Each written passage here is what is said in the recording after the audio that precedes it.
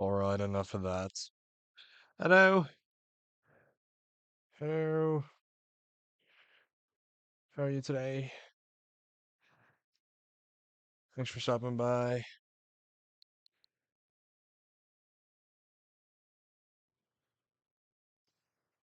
Here we go.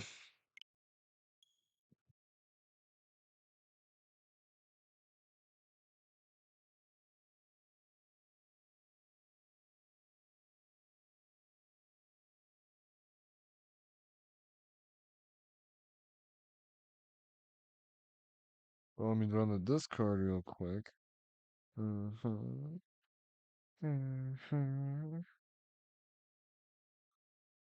That needs to update, of course it does.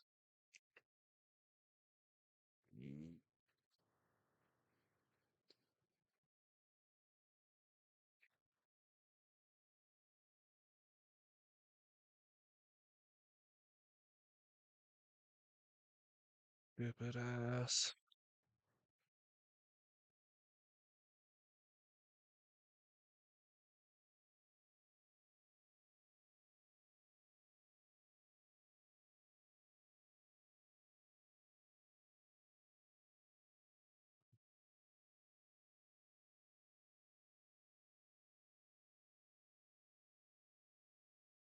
Alright. Okay. There we go. Oh man, this case is stupid.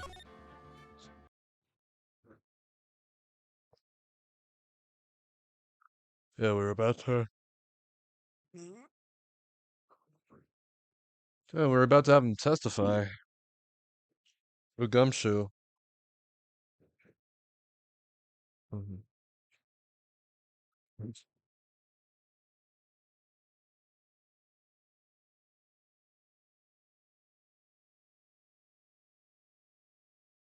Yeah.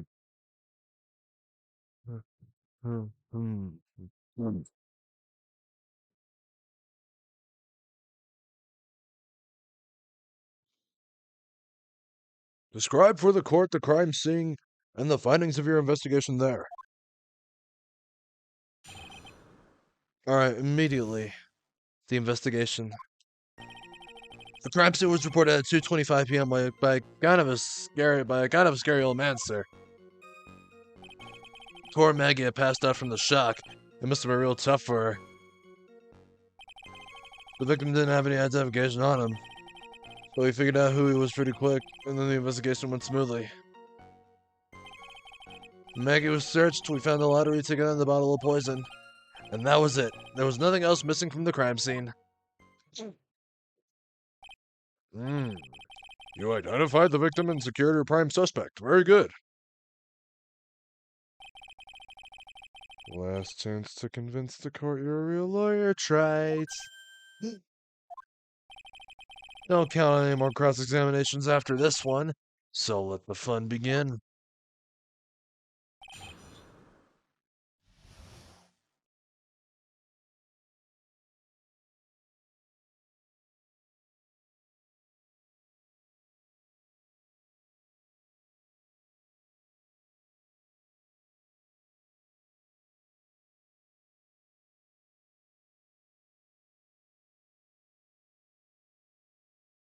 Give me a second here.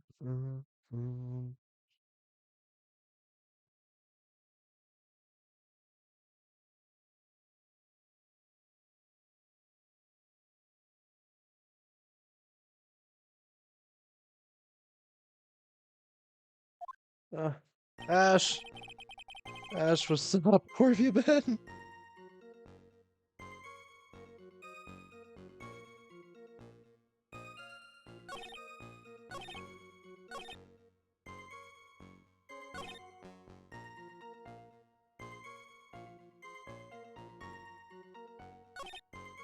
That was it. I'll find a hole in the system and just gonna hand out his verdict. Gumshoe isn't giving us anything to work with. And we can't find any contradictions if he doesn't give us something. Yeah, it's true. Maggie and Gumshoe are like Dumb and Dumber. Bro. Our only hope is that they were so dumb they missed something obvious. No, Gumshoe, be the dumbest you've ever been!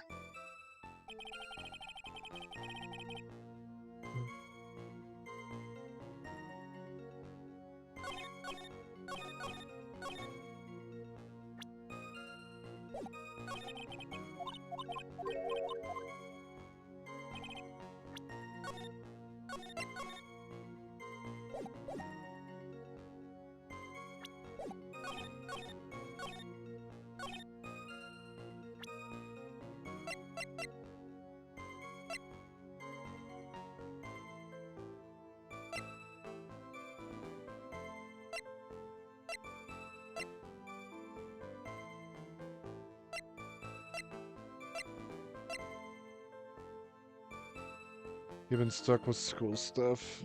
Oh. Man, everyone's... I don't know.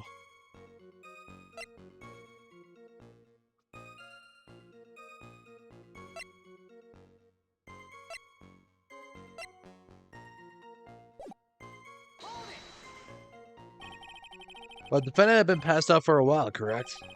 In that case, isn't it possible someone planted the evidence in Maggie's pocket? Hey, yeah, you've nailed it, pal. It happens to me all the time. We had a department party the other day, and when I got home, I was wearing the boss's shoes. Keep up this crazy testimony, detective. Those shoes will end up down your throat. Oh boy. Sorry. So trite. Someone planted the evidence in Maggie's pocket. That's a pretty bold statement. Care to back it up with some evidence? Well, I'd love to if I had any. It appears you have no evidence to support your theory, Mr. Wright. Rachel! What's up? Say with your testimony, witness.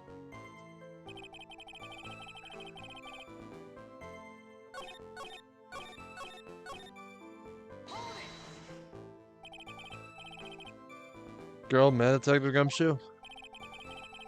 You're on break for a week, though? Oh, cool, okay. Regular old man who's a regular at the restaurant where the incident happened. Obviously talking about the same old man. Officers were dispatched right after the report came in, but the old guy still made a fuss. What took you so long? Then he hurled abuse at him in seeds.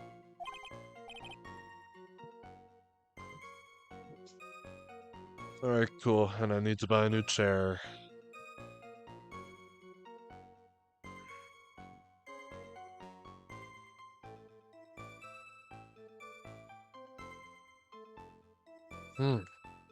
Seeds.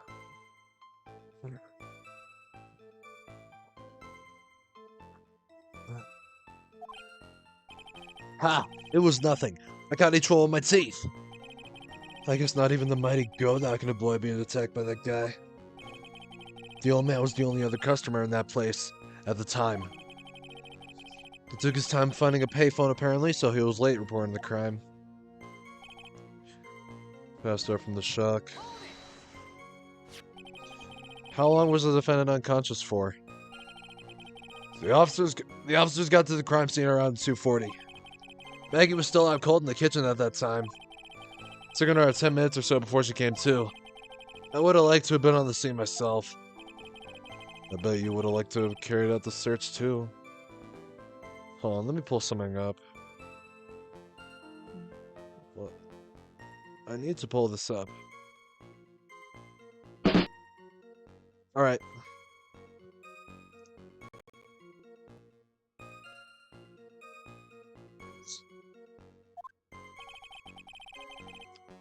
I would love to see Maggie asleep like that. All pretty and peaceful. You're a professional detective, Gumshoe! Not a professional bird watcher! Bro. Save the romantics for your own time, detective. All we need to know about is the investigation. Oops. I guess I'm pretty red right now, aren't I?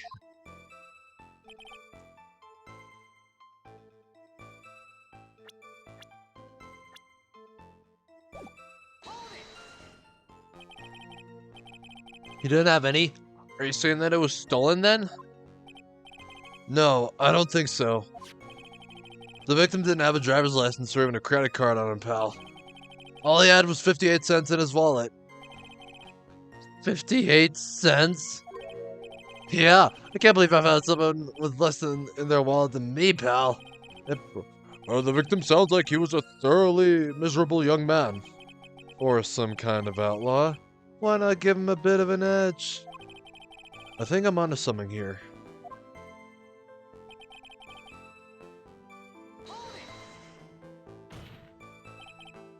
Wait a sec! Huh? Did I say something dumb again? Let me paraphrase what you just testified to this court. The victim didn't have any form of ID on him. That's basically what you said, yes? Yeah, basically. In that case, how were you able to identify the victim so quickly? Oh, that. He's so let down, he's got the whole sagging shoulders and puppy eyes thing going. No, fuck that. There was a prescription bag on the victim's table along with the lottery ticket. It seems Mr. Glenelg visited his doctor before he went to Trebion. We got the victim's name from a medical records of the doc who prescribed the meds. That's a reliable enough source for the court. What should I do? Should I leave this alone or ask to hear more?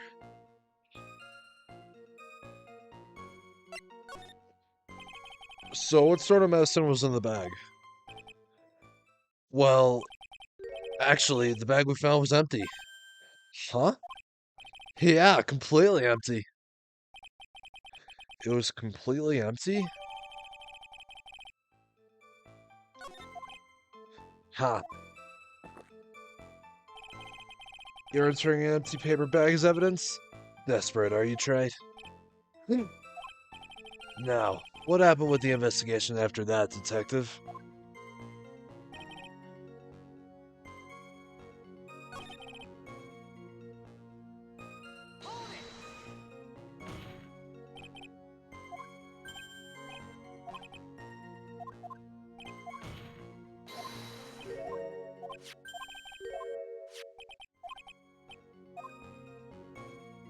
Oh, we can't ask again.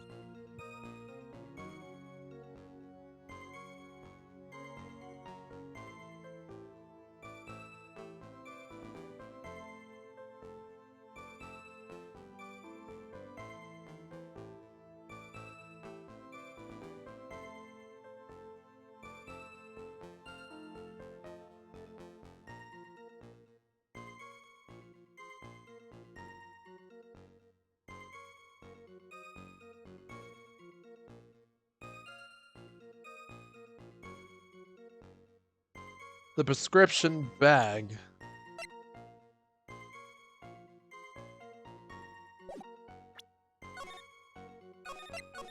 He also got something, I don't know.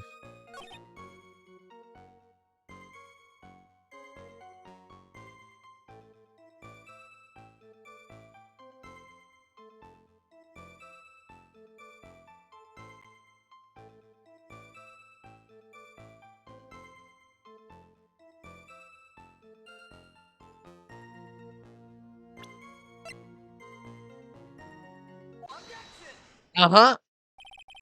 Detective Gumshoe, I think I should point something out to you. There is just one small contradiction in your testimony. Oh, finally! I'm getting all anxious just waiting, so hurry up, will you?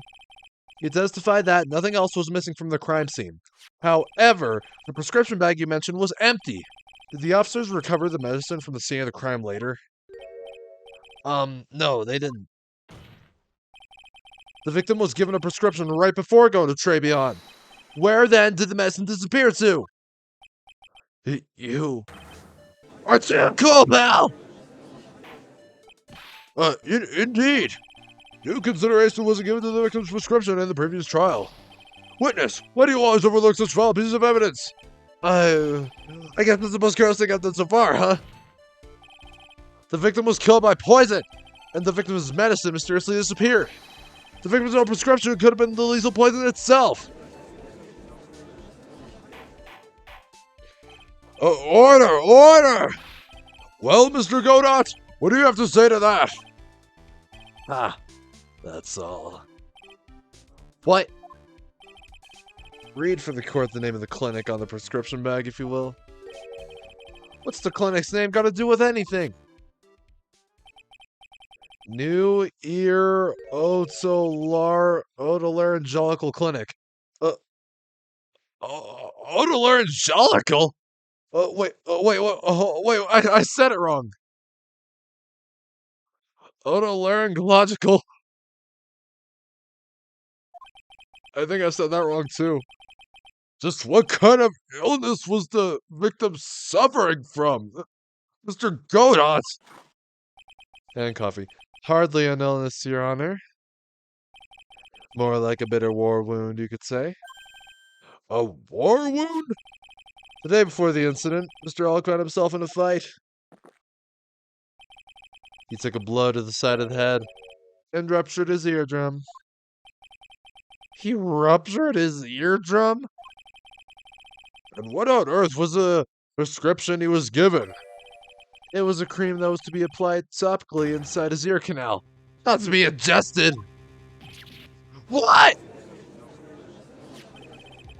It's mentioned in the autopsy report if you read the fine print. They found traces of the medication in the victim's left ear.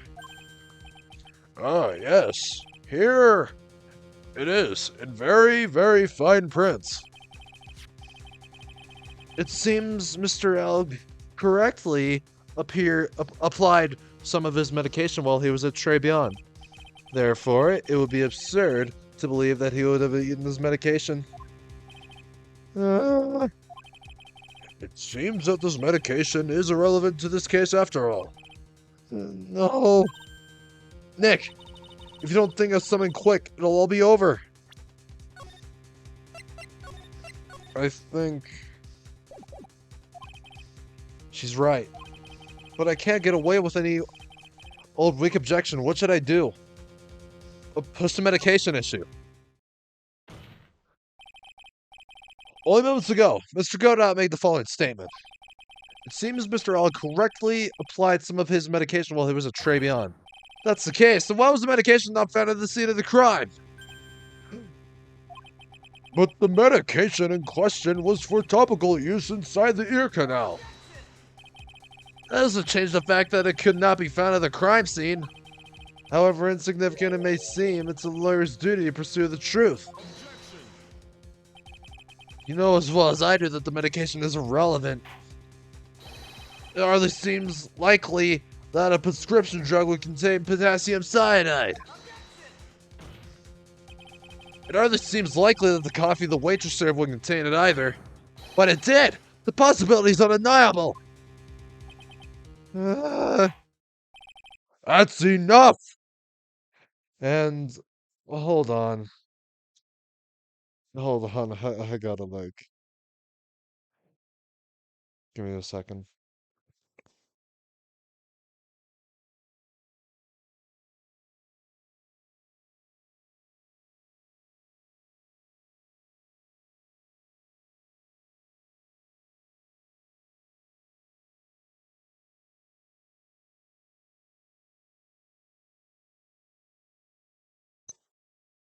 Okay. That's enough!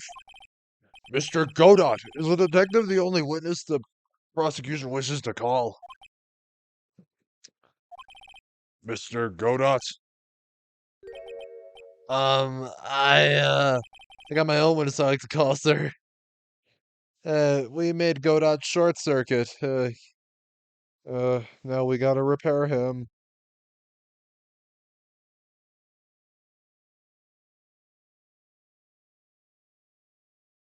Anyways, it's the old man who was there in the restaurant on the day of the murder.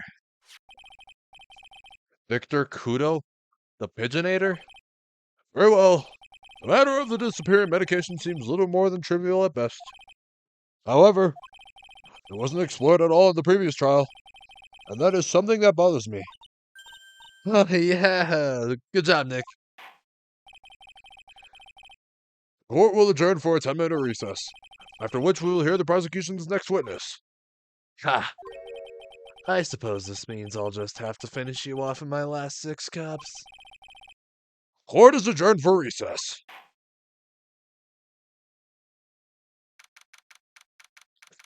"11:03 a.m. Fan lobby number 1. Ugh. Oh, that was close. But tell me about it. Nearly died in there. That's my line, sir! No, it's my line! No, it's me line! I think I really did die a little bit.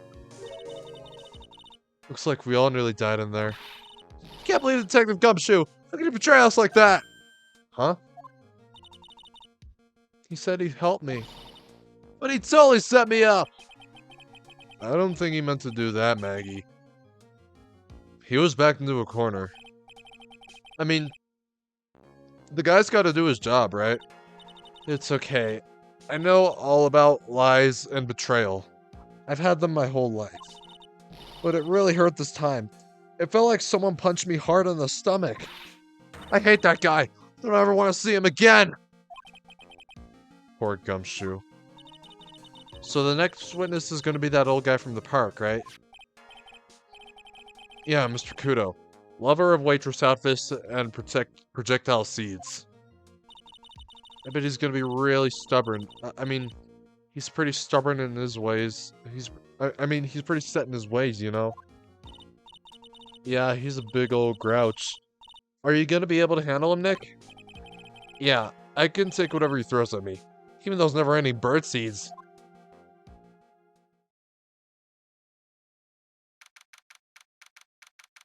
Alright, 11:15 a.m. Quorum number 4. Back to it. Court will now reconvene for the trial of Maggie Bird. Mr. Godot, your next witness, please. Prosecution calls the lucky old-timer who caught the show over a cup of coffee. Will the witness please take the stand?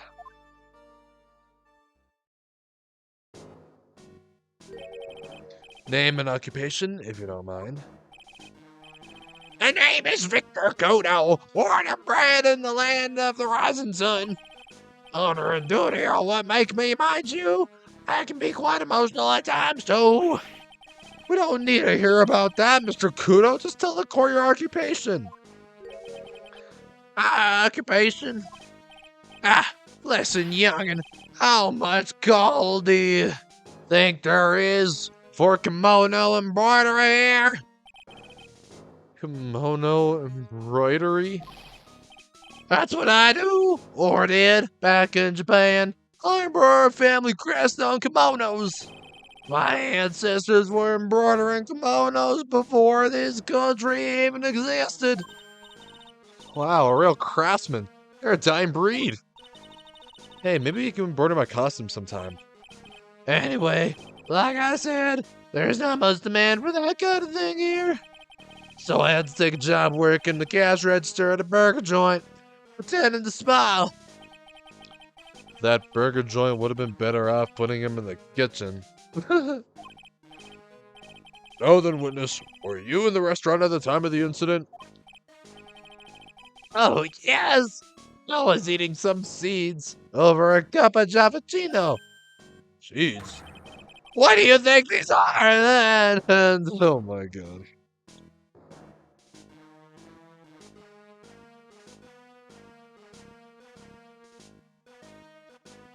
Okay, sorry. What do you think these are, huh? I see. So you saw everything that happened, Gramps? Did I? Oh yes, I did. I saw it all. Then please, tell the court. We're all ears. Sure. I'll tell you every last detail. He's really getting into this. What I witnessed. The young man was reading the sports paper. The serving girl brought him a cappuccino, but she put something in it. The man took one sip of it, looked like he was in terrible pain, and then collapsed. That's the serving girl right there in the defendant's chair. I remember her well. Mr. Kudo, she is not a serving girl. Please refer to her as a waitress. You're as bad as the rest of them. Oh, shut up, you. All these newfangled words. What's wrong with old-fashioned ones, huh? Newfangled. All this talk radios and glasses. It's wireless and spectacles, I tell you. Excuse me. Listen to me, everyone. Don't forget the old values. Don't go this way.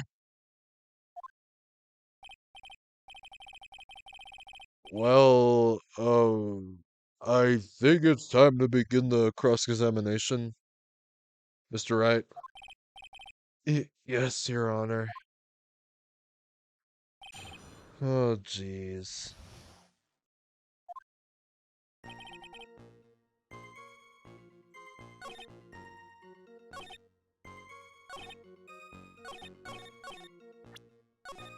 Alright, we have 4 statements to go off of. Do you think old CD really saw Maggie do it? Well, he probably had his eye on the waitress the whole time. That's why he was there. But he was there for the cute outfits, right? Well, not the waitress. I guess. Oh, she makes a good point, though. Hey, did I just say something clever? I wonder if the waitress Mr. Kudo saw really was Maggie. That's what we have to figure out, Nick.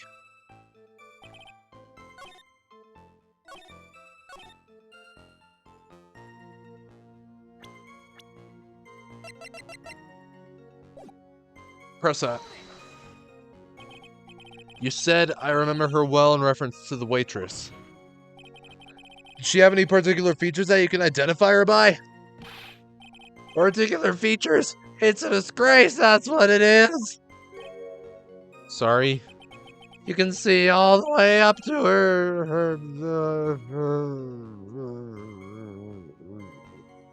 Oh boy. You know! She's practically naked in that uniform! So the particular feature you recognize about the waitress is her outfit? But anyone can wear just such a uniform. Even me! Mr. Wright, please spare the court of any further mental anguish from that image. Oh boy. Don't get all excited, Nick. You gotta keep yourself together. I guess I got a bit carried away. Ah, there are other things I recognize better too. Seems pretty sure of himself. What should I do? Well, press harder, of course. Sure, you saw a waitress take the coffee over to the victim.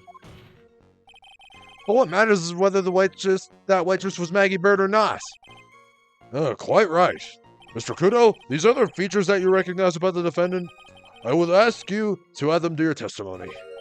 Sure. A ribbon in her hair and her apron straps were loose.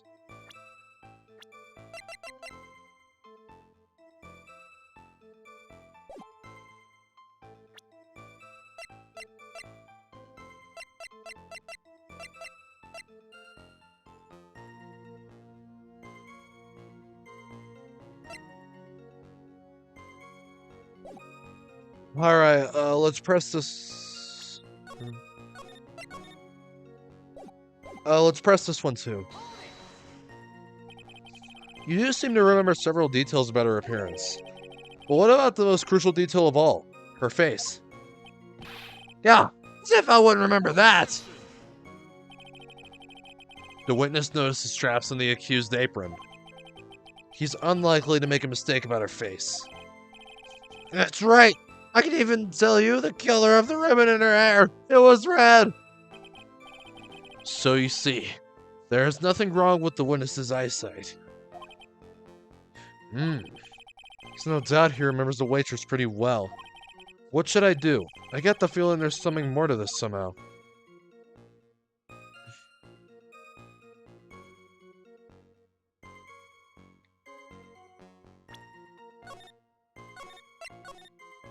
Alright, let's ask about the waitress's back.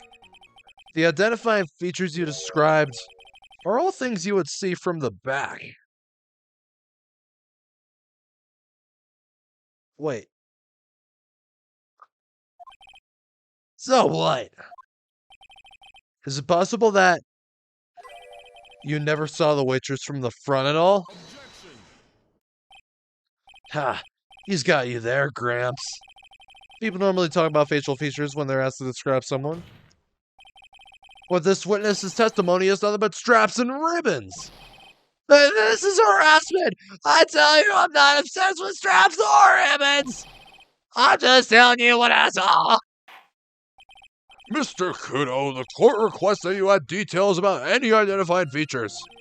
Features you observe from the front, that is, to your testimony. Sure. This old man's testimony is getting longer and longer. And if I can't find a hole in it soon, it'll get even longer, I bet.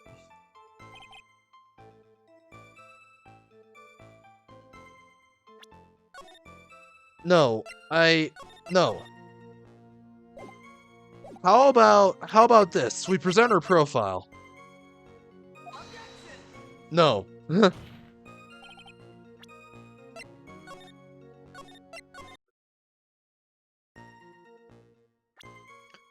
Oh wait!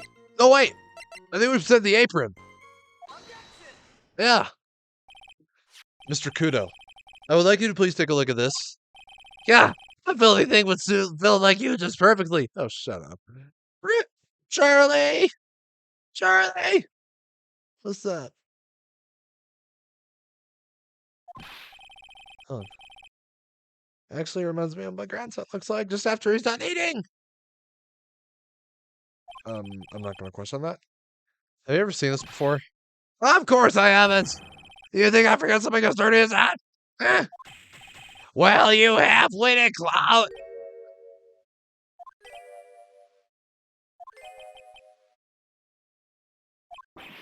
Oh, what? What is it? Was it? Okay. Ever since I said you half-witted clot, there's been an eerie silence in here. Mr. Kudo, this apron is the apron worn by the defendant on the day of the poisoning. And as you just said yourself, I have forgot to...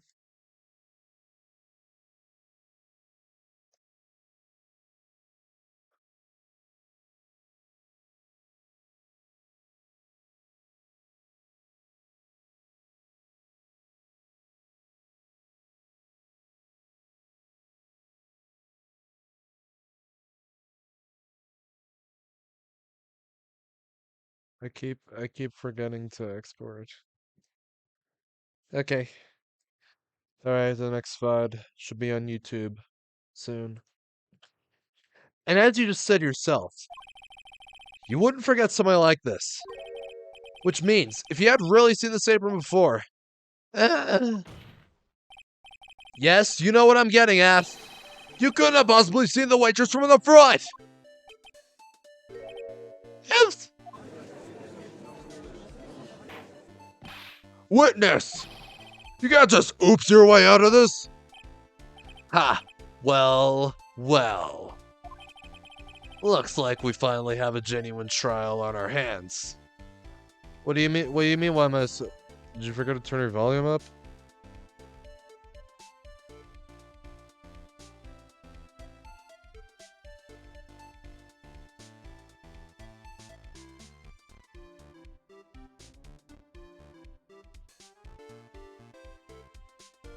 Looks like we finally have a genuine trial on our hands.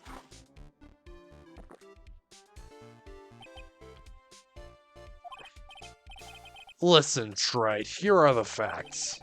On the day of the incident, there was only one waitress in the restaurant. That being the defendant, Miss Maggie Bird. Exactly. And when that one waitress put the poison in the coffee cup. This old guy was watching! I hope you understand the gravity of the situation, Mr. Kudo. The fate of the defendant may rest on what you say you remember seeing. Just tell the court exactly what you saw, Gramps. You can rely on me, Captain! My noggin's in perfect working order. I can't remember a single occasion when I forgot what burger a customer wanted. You can't remember? Probably more like he messed up so many times he's blocking it out. Very well. Let's just testify how good your memory and attention to detail is, Mr. Kudo. Tell us what you remember about the victim. About the victim. He was another of those pesky young types, wearing a broken pair of spectacles. He had a newspaper in his. Oh, wait, Glenn. He had a newspaper in his right hand, and the noisy brat kept rustling its pages. The young man was listening to the wireless. I remember that well. And the serving girl in question brought over the Javachino. The little fidget picked up the cup with his free hand and took a sip. The testimony we have just heard was to test how credible this witness's memory is. It seems to me that he remembers the victim in a great deal of detail. Oh yes, I hate those you-know-what types who are so vague about everything. How are we gonna handle this, Nick? Rin. We only need to do one thing. We just need to prove that the old man's memory is shot. Just trip him up, you mean? Isn't that kind of cruel? I suppose, but it's what I do best.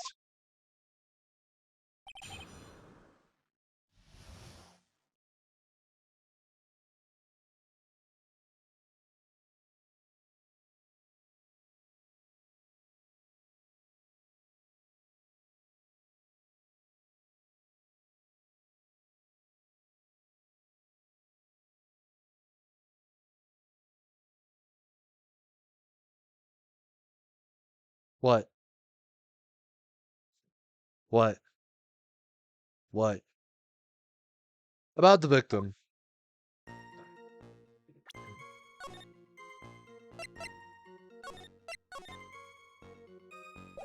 What's Rudolph doing? Why do it look like Charles? Luke.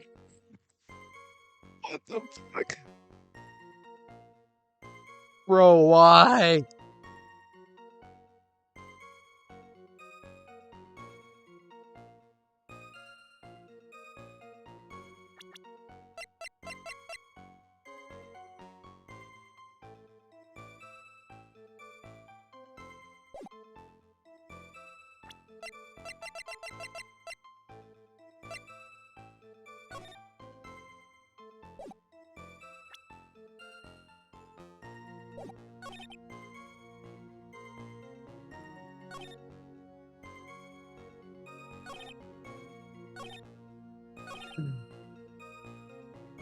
The whole point of this cross-examination is to establish just one thing. This old guy's memory has more holes than a slice of Swiss. I guess we just need to find a contradiction in his testimony somewhere, huh? Anything will do. Even the smallest detail. We just need one mistake, and he's ours.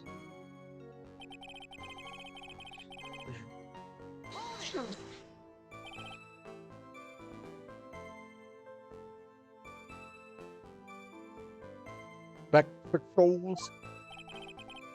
Dark glasses to you! One of the lenses was green, but the other was broken. Newfangled rubbish. That's why I remember him so well. He did have some kind of lens over his left eye, but I wouldn't have called it a pair of glasses.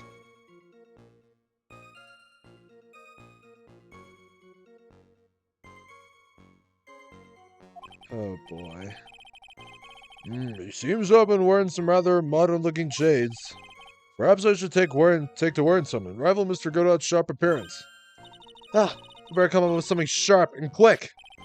Guess I'll wait and see if I should challenge him about the spectacles.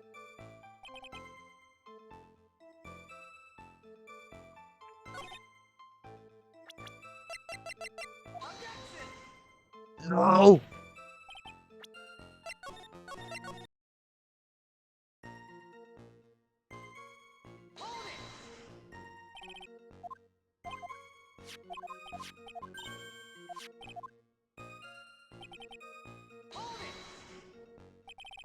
The newspaper was a sports paper, was it? Hey, young hooligan, I nearly asked him, can you even read without fidgeting, huh? How was I supposed to be able to read the back page with all that wrestling going on? I need to find out if Goods and Braun retained his championship title. It was his paper, not yours. If you want to know so bad, why didn't you buy your own? Why are you looking at me like that, boy? Ow! Goodson Braun got beaten yesterday, by the way. Anyway.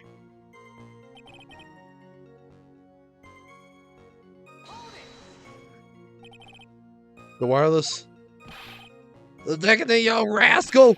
In my day, it was one or the other. Read the paper or listen to the wireless. Oh my god, you're starting to sound like my dad. Oh boy. And using an earpiece. It's selfish, that's what it is. I was training my ears, but I couldn't catch any of it. Was he that desperate to listen to the radio? What are you looking at me like that for? There, I feel sorry for me. Ow, ow. Oh my god, what is wrong with this dude?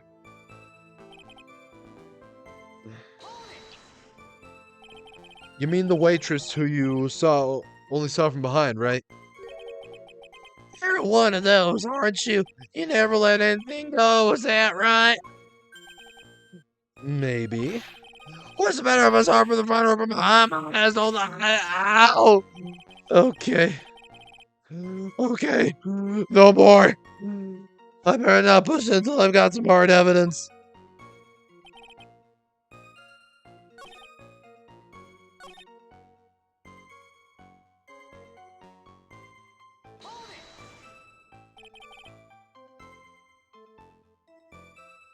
His free hand? Yes. Which hand was that? Weren't you listening before, cloth ears? I said it was rustling the newspaper with his right hand, didn't I? His free hand was his right hand, which hand was it, you moron? Ow!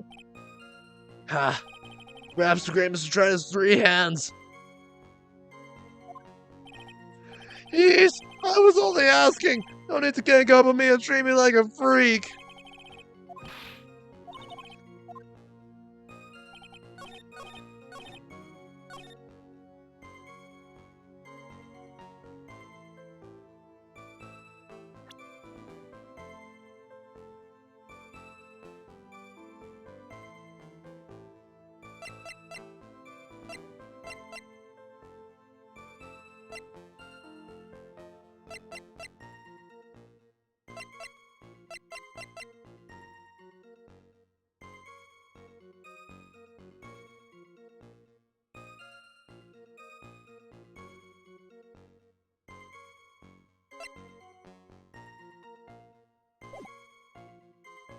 Great.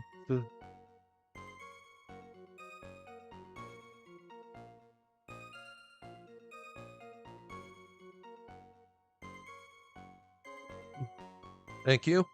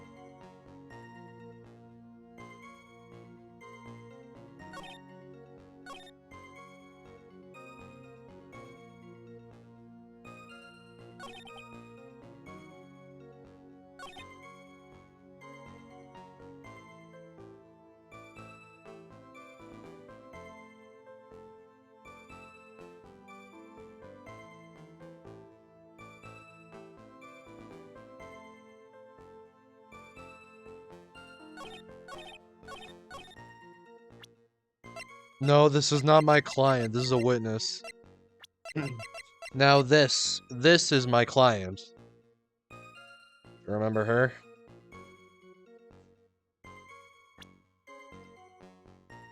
Anyways, Mr. Kudo, you remember what you were told at the start of this testimony? Wait, what the? Hey, Candace? What do you mean, Candace?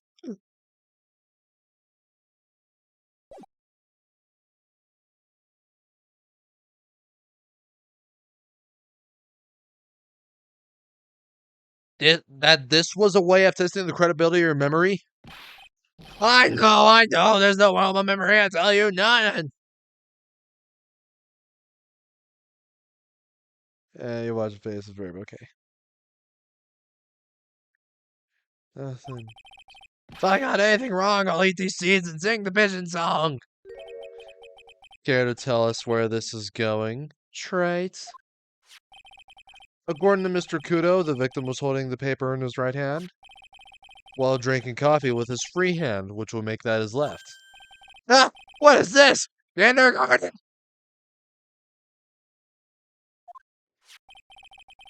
But I would like the court to please take a look at this. That's the cup the victim used, correct? Yes, and on the rim, you'll notice the mark left by the... Oh... by the victim's lips. Yes, there is a stain left by the coffee. If you consider where that stain is, you'll clearly see that the victim was holding the cup in his right hand. How? Well, Mr. Kudo, the court is waiting for your epic performance. You said you'd eat those seeds and sing the pigeon song. Mr. Kudo, I'm afraid this is simply not acceptable. I think the witness had better go back to the parkway. Wait! Oh God, what now? You think I'm gonna stand here and listen to you tell me I'm mad? You're wrong! I don't care about that dirty coffee cup, I know what I saw!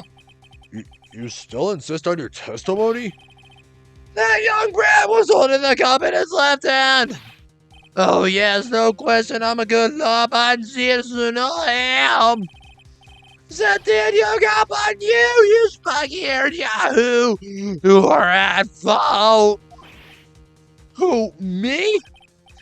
Thank you, old man. We've heard quite enough from you already. Don't call me old man. Bro. Been around for 68 years, I am. You can't ignore me. Listen to what I gotta say. I'm sorry, Mr. Kudo, but yeah, he is a clown. Yes, very much so as a clown. Man, he even got a clown nose. Yeah, he can't take it off. Can't even try to rip it off. I'm sorry, Mr. Kudo, but... sure, why not hear a little more? Mr. Godot! Okay. Mr. Godot! But this is my 16th cup of coffee, so this is your final stand. Thank you, Captain! You can rely on Victor! Left hand or right hand? The boy was wearing the earpiece on the same side as the green lands of his specs. He kept fiddling with it all the time. He was fiddling with it just before he picked up the cup too. And then he used the same hand to pick up a cup, his left hand. What? We know that the victim was wearing an unusual monocle over his left eye.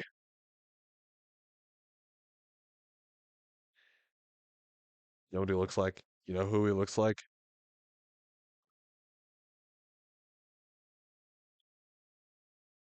Hold on. You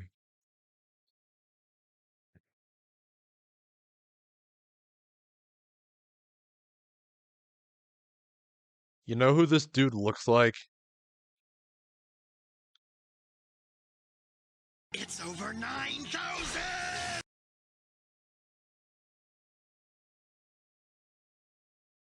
I'm sorry. It wasn't a monocle, Your Honor. It was a small computer monitor often used by programmers. A monitor? You mean like a television screen? What, do it again? Okay.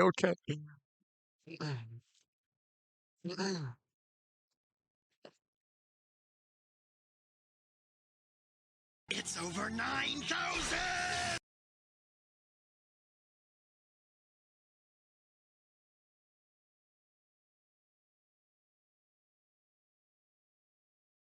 Monitor? You mean like a television screen? No, the inside of the lens is a screen that displays computer data. It's called an HMD. It's a common tool in the victim's line of work. HDTV, DVD, CD, all these newfangled letters that drive me mad! But they don't matter. I know what I saw, I'm telling the truth! It's true, he doesn't seem to be lying. And those are the facts in good old black and white!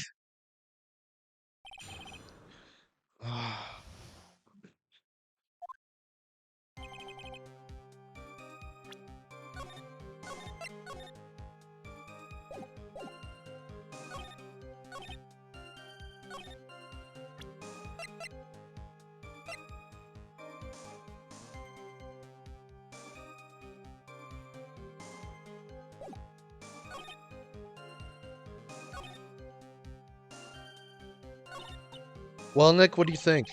I think the guy's telling the truth, but even so, Summon's not quite right. Check evidence at him until he breaks. But if he's not lying, then there wouldn't be any contradictions in his testimony, right?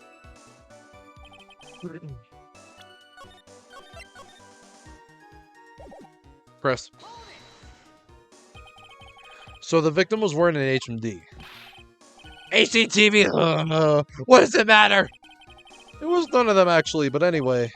And you're sure that he was wearing the earpiece on the same side? No question. I could only see that side of his head from where I was sitting. Yeah, that's pretty obvious if you look at the floor plans.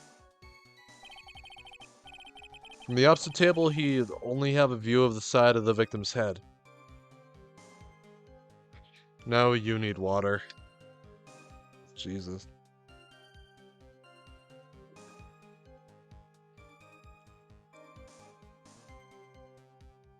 Side of the victim's head.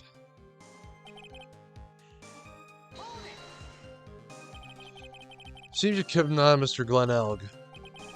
He was getting on my nerves. Rustling that newspaper and fiddling with his earpiece all the time. Then he went and made all that fuss, died from one sip of cappuccino. I wanted to say to him, calm down, you young brats. Just looking at him made me suddenly spit in my seat and I could have choked. So I take it the victim was a walking ball of nervous energy.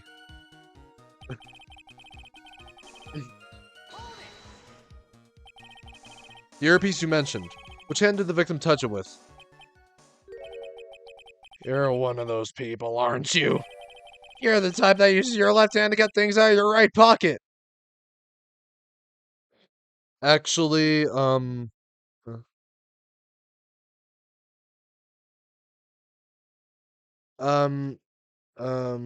forgive me, I have sinned. I shall confess to my sin. I put my phone in my left pocket.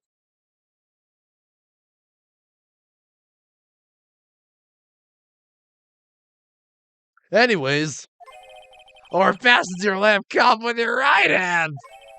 And when the tour guide says on your right side, you'll see the famous blah blah. You're the only one. You're the only one who's left. Well, aren't you? No, I didn't mean. Obviously, he used a hand on the same side of his body that the earpiece was in. Ow! Ow! Ow! So if he had the HDMI on his HMD on his left side, it was his left hand, I guess. You're stupid.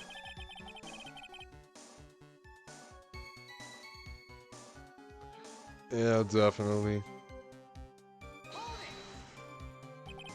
You seem very sure of yourself, Mr. Kudo.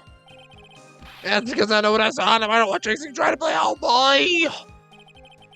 It looks like you really did see the guy picking the cup up with his left hand. This is a dead end.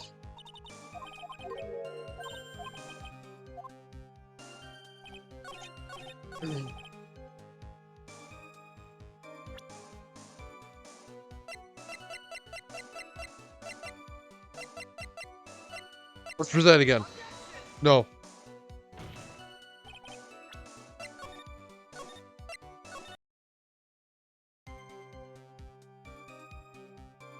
Yeah.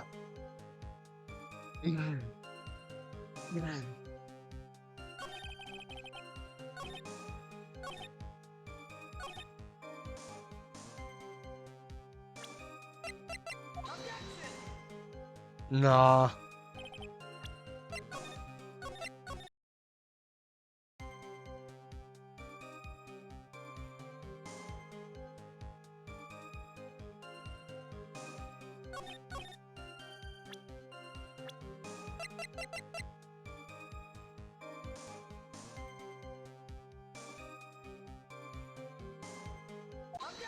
Oh man. I'm not sure what the relevance of this is, but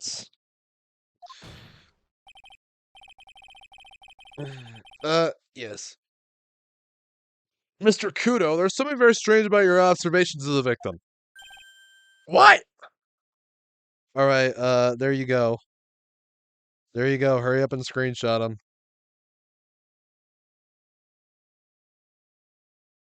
I'll wait. Tell me when you're done.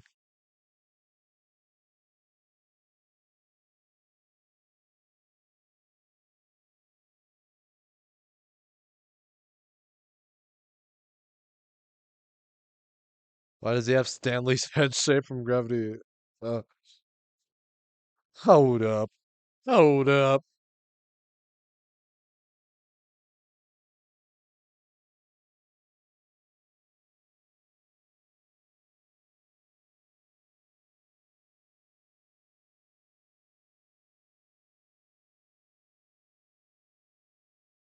I, uh, I, I, oh boy.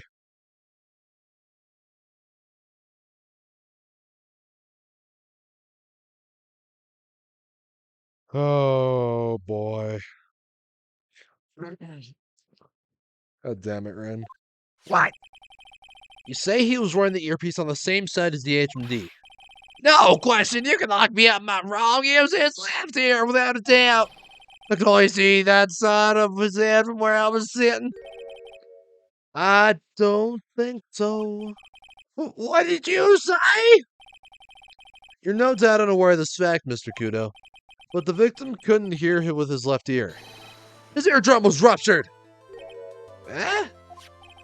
Traces of medication for his condition were found in his ear canal.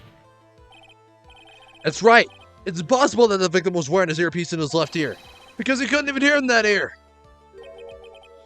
Is that true, Captain? It is. Beep, beep, pigeon! Ready, pigeon!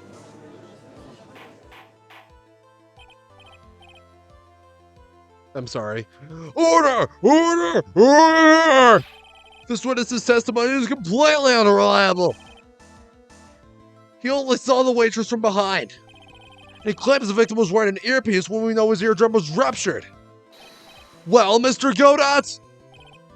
A single drop of milk is all it takes to destroy the pure black magic in the cup.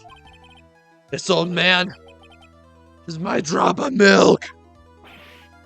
Captain, are you calling me a drip? Oh boy. This is the victim's coffee cup in which the potassium cyanide was found. The mark on the rim clearly shows that the victim picked it up with his right hand. I'll never back down. I know I'm right. That drank his cappuccino with his left hand. Let me put you out of your misery. Clearly, the victim used both hands. He took a sip with the cup held in his right hand and then switched to his left. That's what the old man saw. Impossible!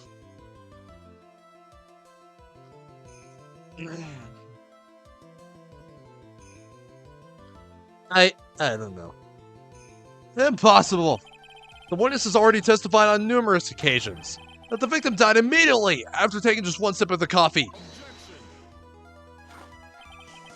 Which hand the victim used to pick up his cup is irrelevant, Your Honor. The facts still stand. With one hand or the other, Mr. L drank the poisoned coffee. Like this? Oh boy. Sadly, Mr. Godot, that doesn't wash. The point of this testimony was to establish whether the witness's memory is credible. And the results are clear. Testimony given by this witness is useless.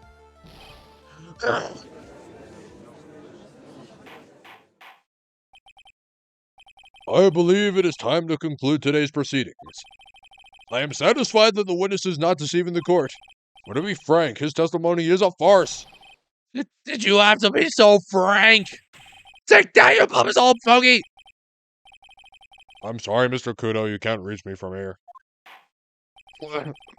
I'm ordering the defense and the prosecution to investigate this case further. That is all for now. This court is adjourned. Hold it. Wait! Oh, God. If we stop now, where does that leave me? Leave you, Mr. Kudo? Thanks to that blue-suited young upstart over there. I'm just a bumbling old man who can't even count his T's or cross his eyes now.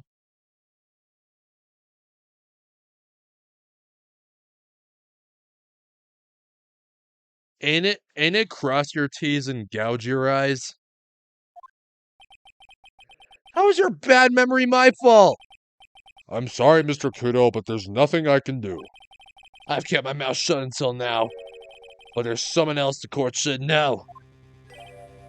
What? There's more? No. To be perfectly honest, it might not be anything, but I want another chance. I want another crack at you, you young shark. Me? He's looking at me like I'm some sort of evil shogun. Well, everyone, what do you say to one final showdown? Final chapter is this eccentric old man's scrapbook. Sorry, Gramps.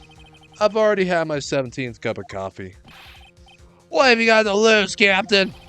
I'll give you all the Giappuccino you want if you come to my house after the trial. I may be 68 years old, but Victor Kudo is still a man. That's enough, witness. I believe it will be quicker for the court to just hear your testimony. You bet, much, much quicker. I can't believe this is happening. You better get ready, youngster. I get the pictures. Just quit throwing those seeds at me, would you? He's got to be using some sort of infinite ammo code with that box of seeds.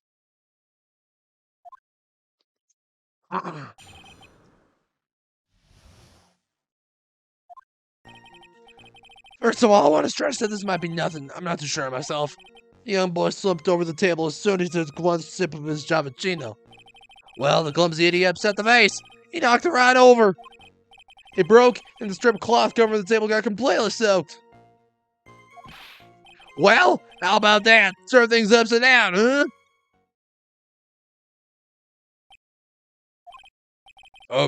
Is that all? Yes, that's all. I remember it perfectly. Eh? Got me again? You got a poor defenseless old man? We are not doubting you, Mr. Kudo. Don't you get the feeling there's a question hanging on everyone's lips, Nick? Yeah. So what, probably. That's all I can think of, and I have to cross-examine this guy. You're a bird brain, that's all you can think of. Very well, Mr. Wright. Your final cross-examination, please.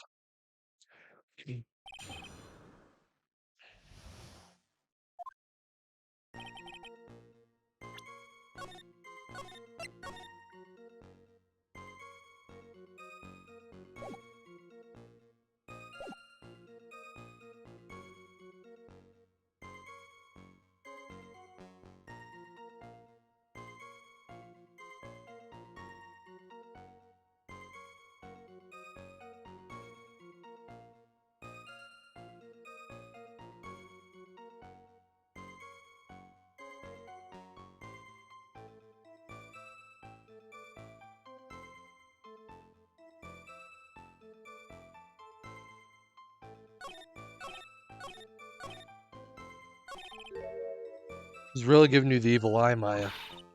He was looking at Nick, not me.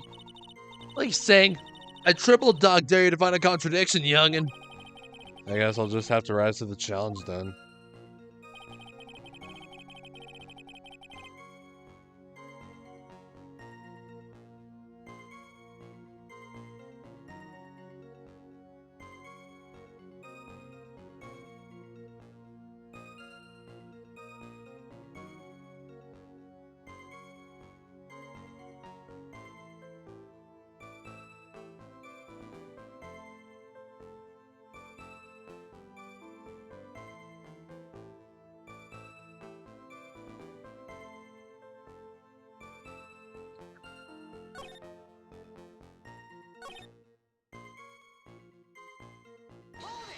About the vase.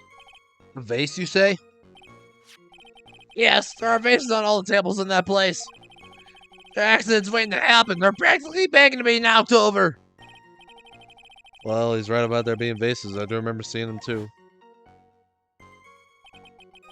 There was a vase on the table when I ate lunch there. And you saw the moment when the victim actually knocked over the vase? Well, it's hard to say. It's a bit unclear. How do you really define? Okay, I get it. I heard a break, and the side of it is burned into my memory as clear as day.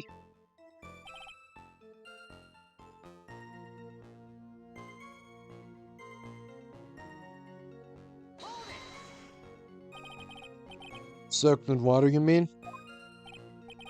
Yes, it splashed me on the knee as well. You said you were sitting at a table across the room from the victim, correct? And yet the water still managed to splash onto you. It was cold! I remember it was to me! Did the water really make it all the way across to the other side of the room?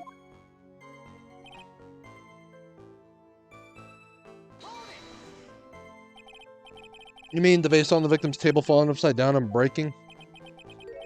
The vase turned upside down. My testimony's turning this case upside down. It's a joke. I want everyone to hear it. What do you think, Captain? I'm impressed by your ability to waste time. Well, Godot hasn't raised any objections for a while now. So you can show up with that scrap of information, I'm throwing down the gauntlet. If I lose this one, I'll take it like a man amid defeat. He's really giving you the evil eye.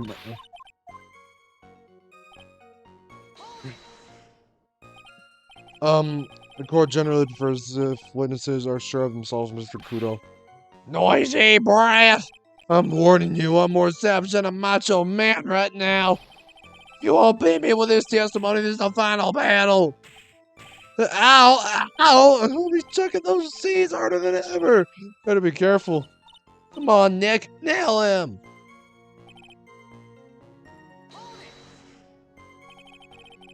Court's already heard that testimony, Mr. Kudo. I know that, I was just setting the mood. How else am I supposed to build up the suspense? Am I confusion? I don't know. The suspense. Yes, now what do you think? Should I work the audience a bit more? No. Please continue, Mr. Kudo. No, me and my dirty mind. As quickly as possible. Alright, now where was I? Ah, yes, the young boy slumped over the table and...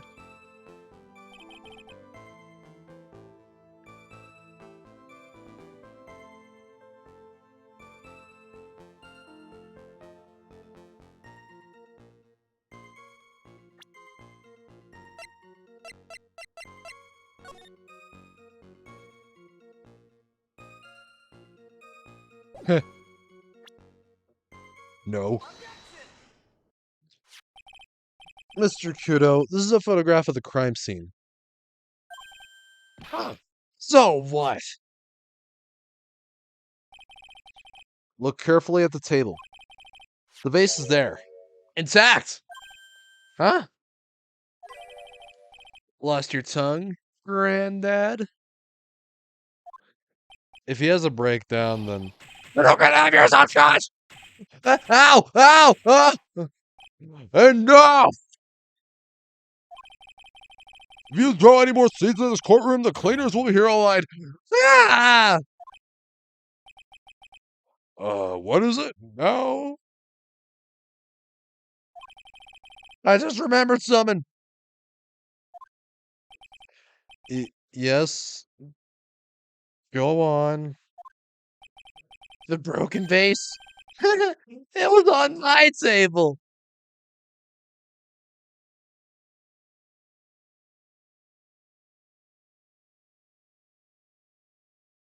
You idiot. You stupid. How am I supposed to follow this?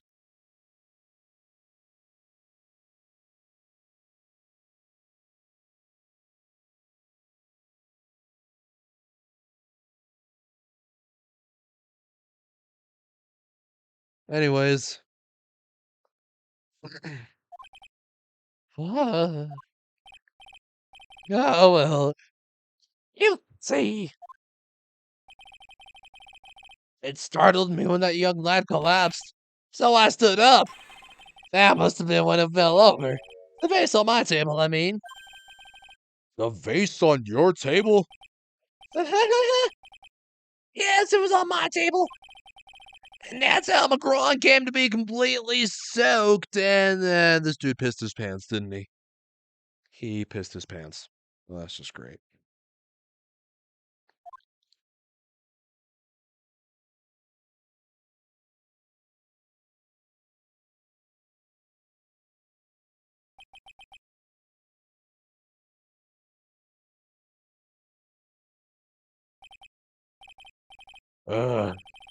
Thank you, Mr. Kudo. You certainly earned your kudos for today.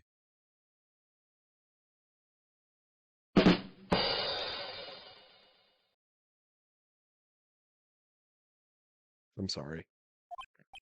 I'd like to ask a question now. Have I been any use at all? Perhaps that's something you should reflect on yourself, Mr. Kudo. Ah! Wait a minute! That's the case. There's more. I got more to say.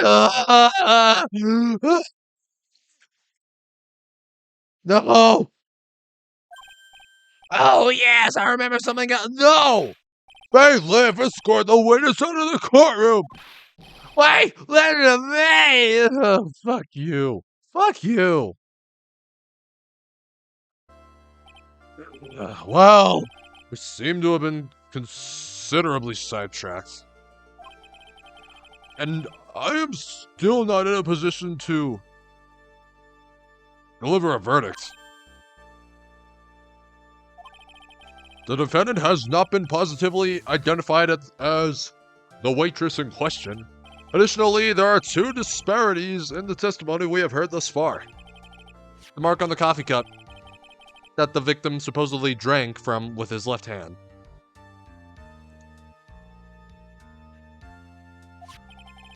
And the earpiece which was inserted into his left ear, out of which he couldn't hear. Hello, Nick. You did it. I therefore require both the defense and the prosecution to further investigate the facts. Yes, Your Honor. There's one more thing before I call today's session to an end. One more thing, Your Honor. The witness we just heard from, he is most insistent that his testimony should be of use. So he summarized it accordingly into the statement. Okay. You may each have a copy of it, if you wish. Whatever. Prosecution doesn't need props like that. Oh, Godot's really mad, huh? Yeah. I'll be too. Very well. Here you are then, Mr. Wright. There are 3 copies. My own, yours, and Mr. Godot's. Yes, Your Honor. When the incident occurred, I broke the vase in my seat. I'm sorry. I'm sorry? This isn't a piece of testimony, or like a 5-year-old's apology. What the hell are we supposed to do with 3 copies? That is all. This court is adjourned.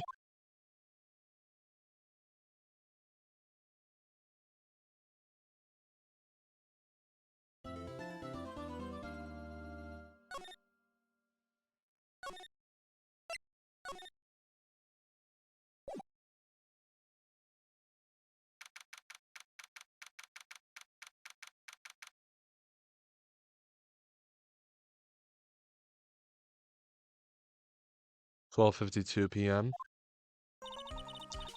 So, how do you think the trial went this morning? How do you think it went? It got a bit crazy in there. I just wonder if that killed our chances. Yeah, I guess it did get out of hand. Mr. Kudo's testimony did nothing to help us. Plus, now we don't even know the identity of the waitress who leaves the coffee. All we know is what old Mr. Kudo saw. The apron straps and the ribbon. And that the victim was wearing an earpiece when his eardrum was ruptured. Talk about a terrifying case of contradictionitis. That's new. Time to play doctor and find ourselves a cure then, huh? Yeah. We gotta find one for Maggie or she's gonna have a terminal case of guilty. Okay, off to the detention center.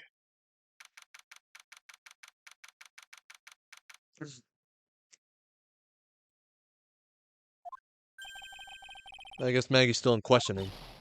But we got questions to ask her too. Maggie! Keep it down, Maya! This is a playground, you know?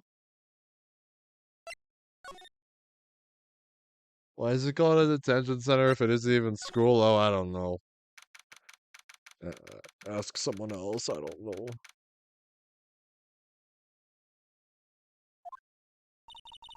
Looks like Gumshoe's not here. Never mind that. What's going on? It feels different in here somehow. You think? Yeah, everyone seems to be on edge. What are you doing? Go in the offices with a briefing, quick! Can you shut down the station server? Chief, quit playing on the internet! But my email pen pal 1337 Asian princess. Save it for later, I'm turning it off now! Oh! Oh god. Well, everyone's keeping busy in here, huh? Keeping busy, more like panicking if you ask me. Something's going on, something big.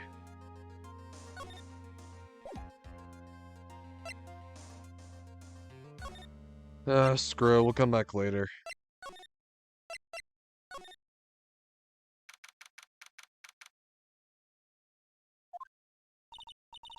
Empty, as usual. Yeah, it's lunchtime too. That's it, come on, come on, come on! Yeah, that sounds like... Now just call it 8, pal, come on, I know you can! He's getting really worked up about something. Ah, well, that's the wrong number! Looks like an A would have only netted me $5 anyway. Oh, what a ripoff. Hey, what's the problem, Detective Gumshoe? Huh? Oh, it's you. I was, I was, I was just listening to the radio, pal. To the radio? Hey, Detective Gumshoe's having lunch here. He is, and he's having the twin tea set. What can I say?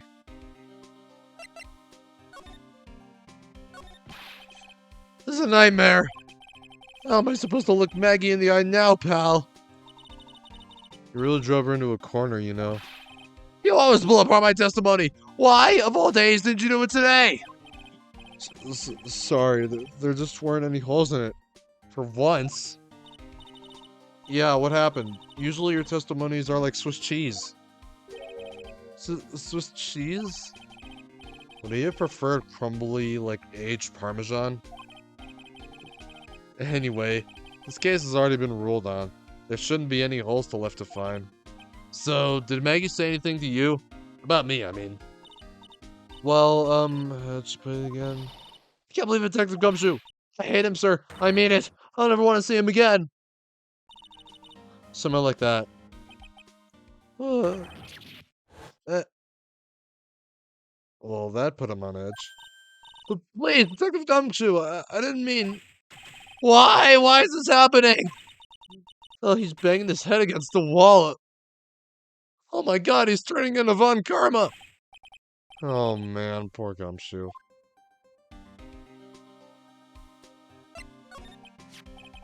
So, did you like the twin tea set? I never paid that much money for lunch before. I was so nervous my hands were shaking. So, how did it taste? Well, for $20, I guess, I don't know how to describe it really. It was delicate. Delicate? You mean you liked it? It didn't taste bad to you?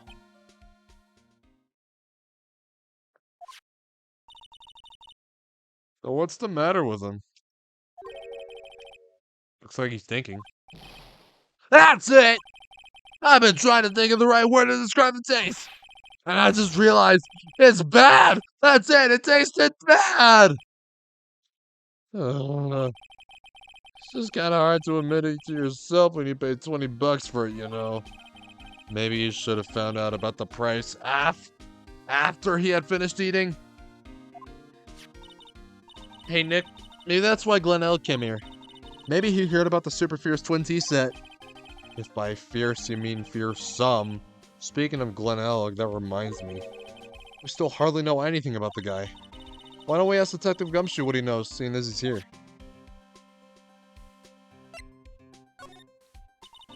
So, what were you all excited about earlier? Huh? That's right. You said you were listening to the radio or something. Oh, that was nothing. I wasn't excited. Come on, Detective Gumshoe. You can tell little old me. What were you listening to? Nothing, really. It was just a daily exercise show. Oh, great. Now we have a psych lock on him. What the? A psych lock? Oh man, this lunch special's lobster sure is great. Why are there tears in your eyes?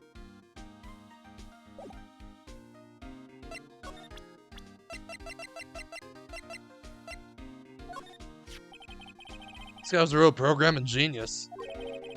They called him the walking computer at the place where he worked. By the way, I should be taking a break at this point, because I gotta go have my dinner. I will put something on for you in the meantime. Like usual. These are the fuck this jams. I'll be back soon.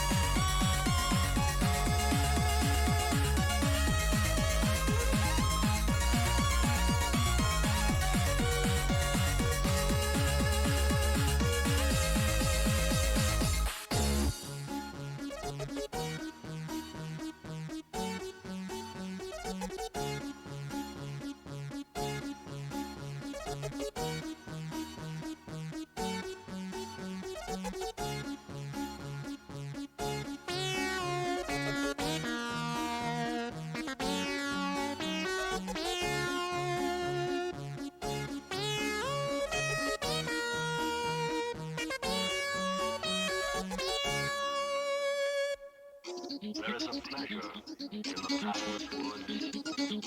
There is a rapture on the lonely shore. There is society where nothing rules by the deep sea, and music in its roar.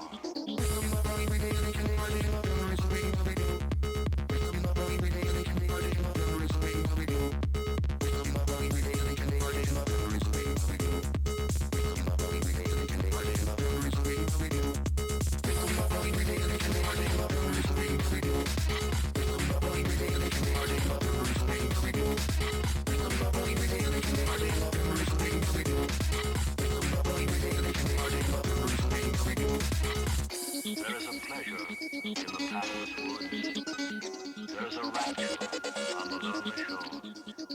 There is society where nothing rules by the deep sea, and music in its roar.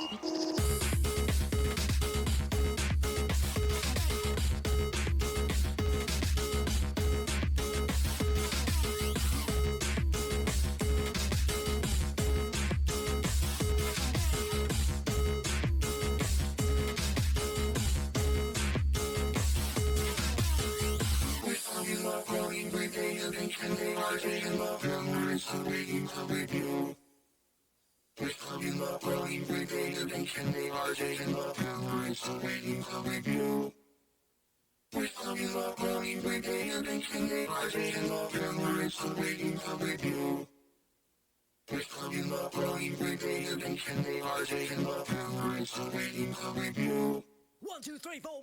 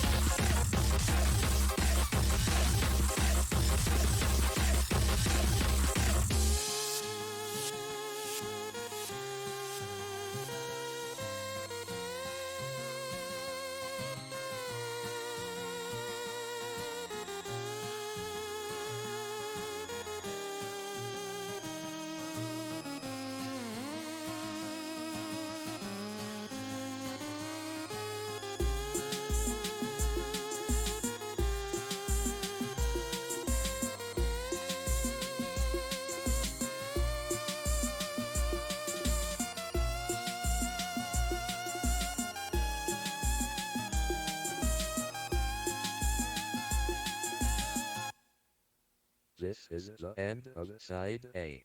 Once this side ends, please flip the cassette to side B.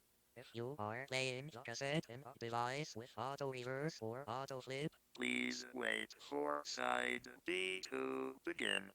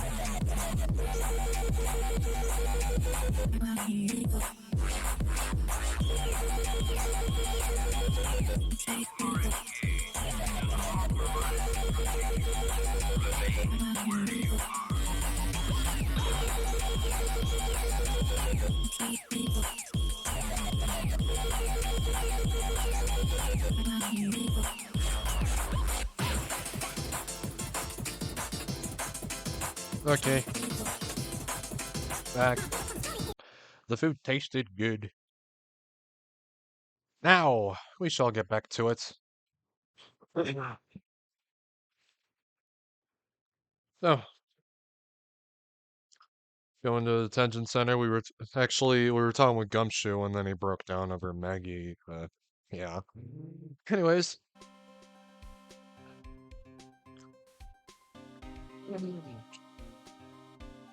Excuse me.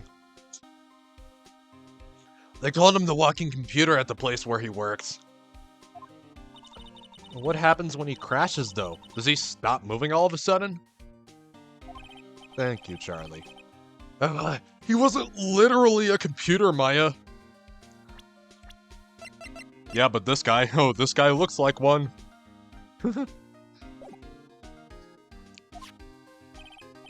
Anyway, there's nothing between Maggie and the victim. Yeah, that's what we found out yesterday, too. Hey, Detective Gumshoe, don't you have any information that's a bit more fun? Fun? I know. I know. So, have you paid a visit to where Mr. Elg worked yet? You might as well. His workplace? Where's that? A computer firm called Blue Screens Inc. Incorporated, or something like that. That sounds like a real stable company. It's gonna be fun, Nick. What do you mean? What do you mean they're stable? The company's literally named Blue Screens. Computers aren't really my thing, Maya. We'll be fine. I know all about the high-tech stuff. I wonder about that. It's just around the corner from this joint. You should take a look. A computer firm called Blue Screens Incorporated, huh?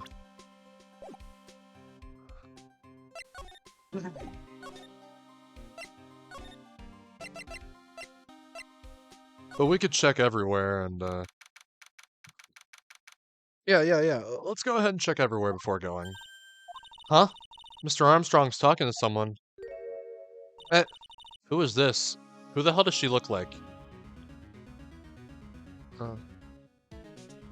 I don't know why, but she remind me of Tomoko from fucking Watsumote. You know? I'll be back next month. Lee, naturalmente. I will be waiting for you. If you haven't got it by then. I'm afraid it might get a little hot around here. No, I'll have everything ready. I promise. I love fire, you know. I love to play with fire. I have a Pokemon named Charmander. I love the way it crackles. No, stop it, I beg you. Then don't let me down. I'll be watching you. My non, this is not necessary. You can trust me, mademoiselle. Talk to anyone, and I'll drive a knife right through your heart. Oh, non, you do not have to worry. You worry far too much. Maybe this will help you relax. It is the oil of sandalwood.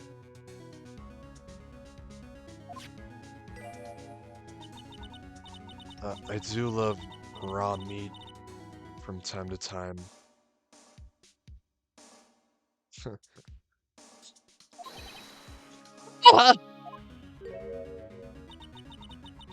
I'll be taking my leave.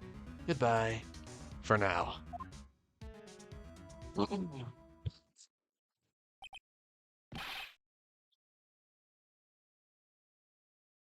Ah! I have lost Shivas! Sorry. I must rub some.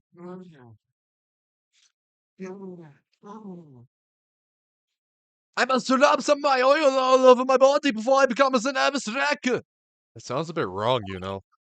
Say, that feels good. Oh la la! Excusez-moi, monsieur. My eyes! My eyes!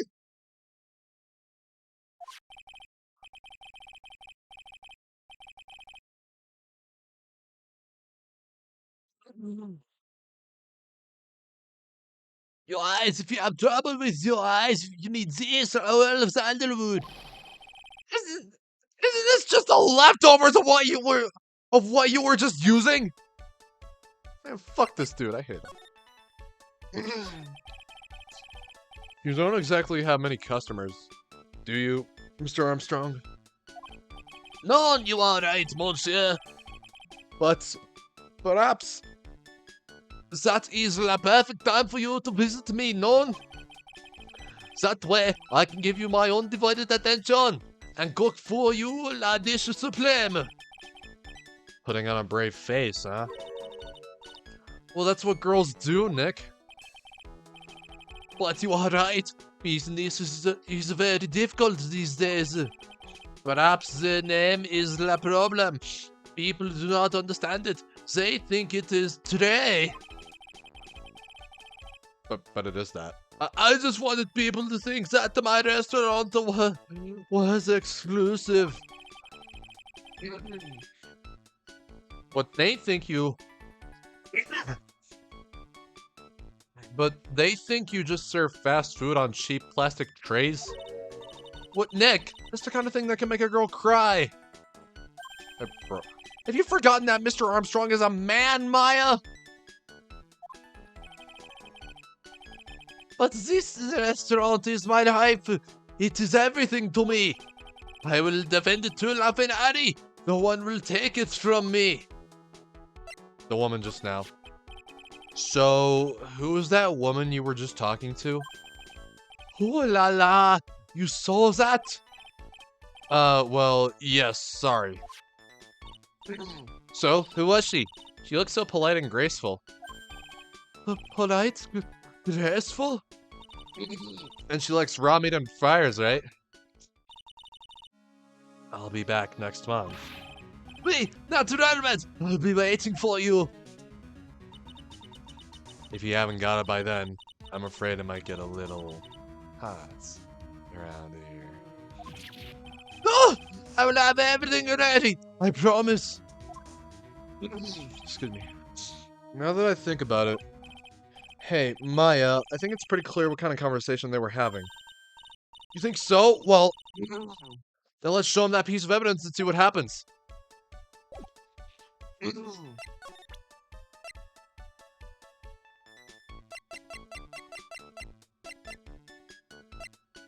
This one? I'm about this. Felicitations, my kiss. What the fuck? Oh, General comprehend. Nick, don't just make something up.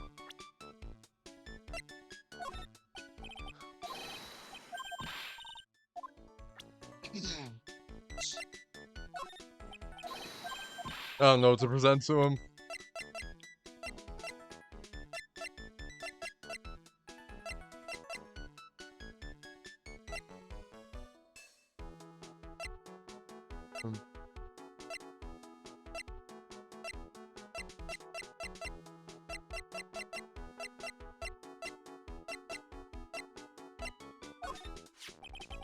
So long as that paper exists, I am but a delightful angel with broken wings.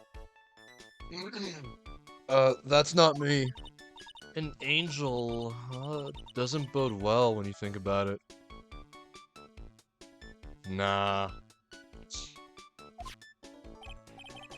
Wait, they keep harassing me month after month. In the end, I had to give in. I agreed to help them. Help them? With what? Might be answered. If I did not owe them that money, I would have refused. But my hands were tied. Please, what did you agree to help him with? No, I cannot say. If I tell you that woman, she will slice me up and eat me with a salad garnish. No, It doesn't mean that it'll literally be sliced up and served with garnish. I'm gonna guess that woman has something to do with your loan contract. Am I right? Ah! Please, Mr. Armstrong, tell us about that woman.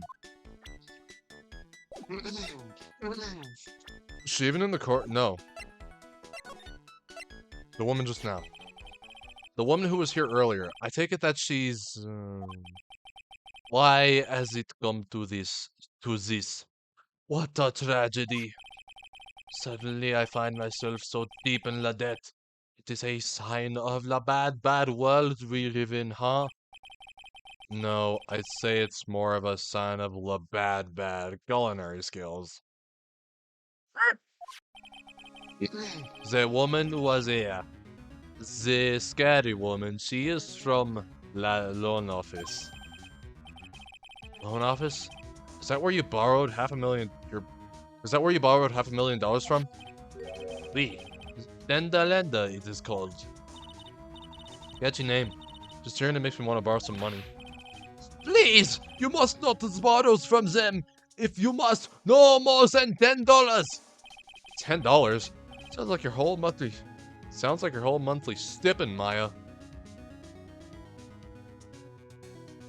If only I had the right sound effect for this, I would use it. Hey, I got a bit more than that, thank you very much. So, Tender Lender is the loan office you borrowed $500,000 from, huh? I wonder if they've got anything to do with this case. I am a weak woman.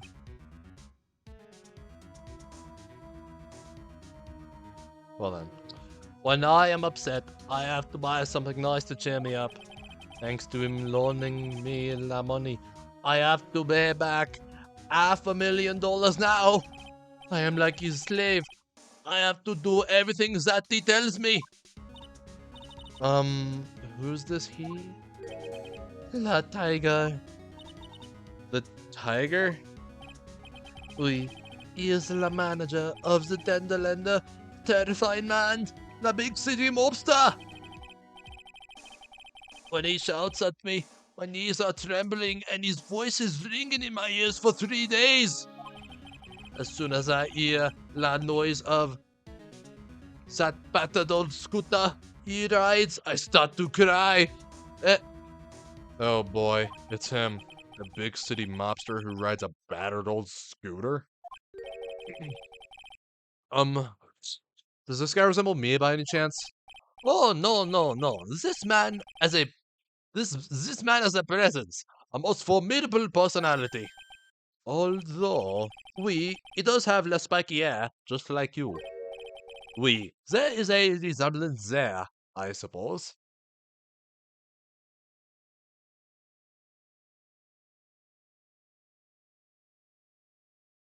I don't know anymore. Okay. Friend. Huh. Sounds like this loan office is worth checking out after all. If you want to visit the Tenderlander, it is just beyond Vitamin Square. Hey, Nick. If you need money, I can loan you some, as long as it's less than $3. Well, thanks for the offer. Just beyond Vitamin Square, huh?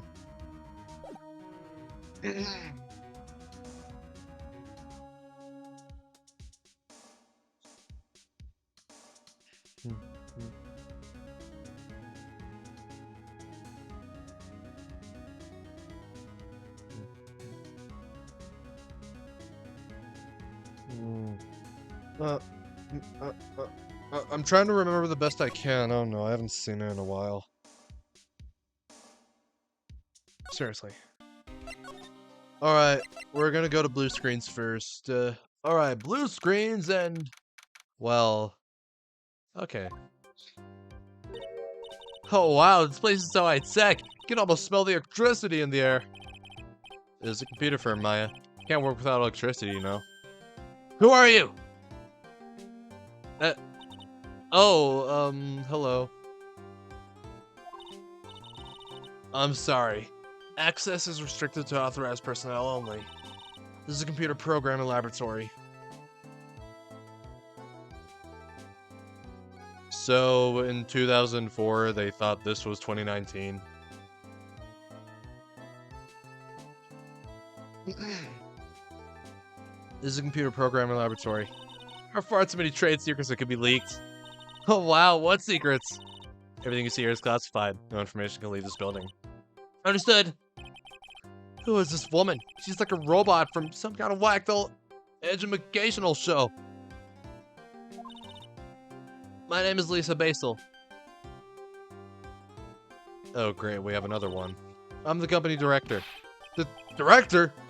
She's human? She seems more like a ghost in a shell.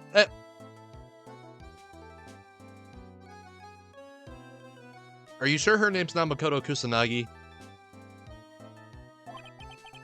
And that thing over her eye, isn't that the same device as Glenn Elg's? That's a DMH, right? You got it wrong. Oh, nice try, but it's the other way around, Maya. It's an HMD. All my programmers here at Blue Screens Incorporated are supplied with HMDs. Then, do you write programs too? No, I just enjoy wearing this. Oh, they are pretty cool. I wouldn't mind one. So, what exactly is this firm's business? I'll try to simplify it so that you can understand. We analyze the data management systems required by certain branches of industry, and then deliver optimum operating systems and source-level components to them. No, they're Labrador.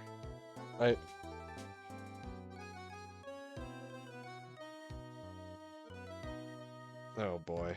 Hold on.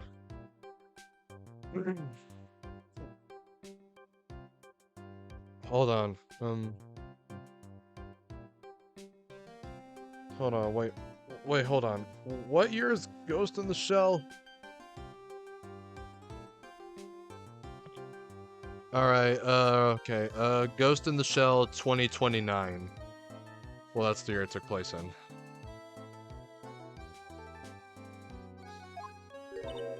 Huh? You lost me on the corner of analyze and management. It doesn't matter. They analyze stuff. You got that much, right? The software we produce is distributed on CDs. CDs? Yeah, 2029. Same year as Terminator.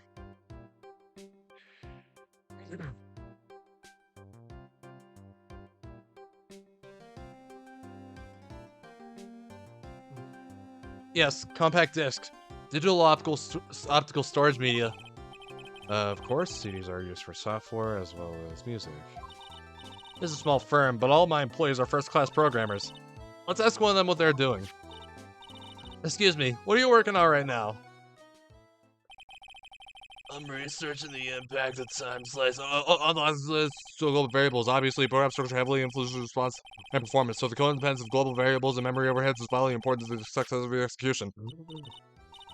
Well, you get the idea. This is the sort of thing we are involved in. Did you get good people? Did you good people follow that? Yeah. Your blank smile just said otherwise, Maya. Oh no, I almost lost it. You know about what happened, right, Miss Basil? You mean about Glenn being poisoned? Yes, I know, it's terrible. Can you tell us anything that might be helpful? I don't think so. A police officer was here earlier too. But I couldn't tell him anything either because the waitress who committed the crime had nothing to do with Blue Screens Incorporated. Oh. How about Mr. Elk's desk? Have you cleared it out already? No, not yet. It's this one right in front of you. If there's anything that might be useful to you, you're welcome to take it. I guess there might be a clue here somewhere.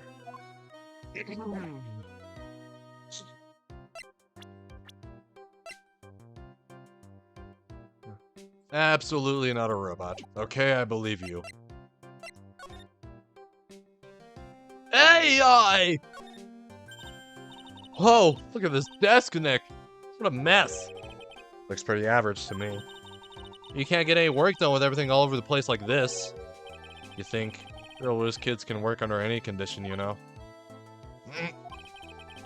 He's trying to hint that I should tidy my desk more. I'll clean out my desk when Maya stops asking me silly questions. No, hurry then. Hey! This calendar. What about it? If this is another hint about tidying, you can forget it. Someone's marked December 3rd in red pen. December 3rd? This is the day Mr. Elg was murdered! Is there anything else? Yeah, it says meet with the tiger. The tiger?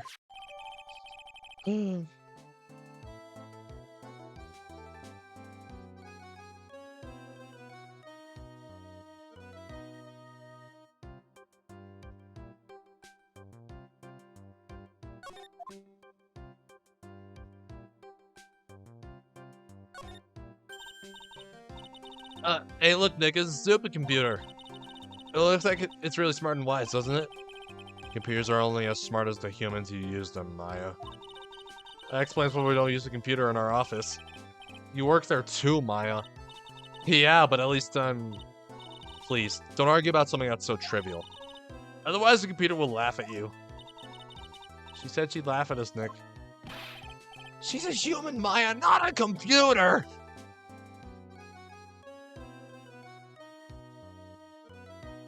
You know what? Screw it. Examine everything while we're at it. Those pillars almost look like they're moving. It's kind of unsettling. Nah, they just look a bit twisted or warped or whatever word I'm looking for. This office was designed with a futuristic feel in mind.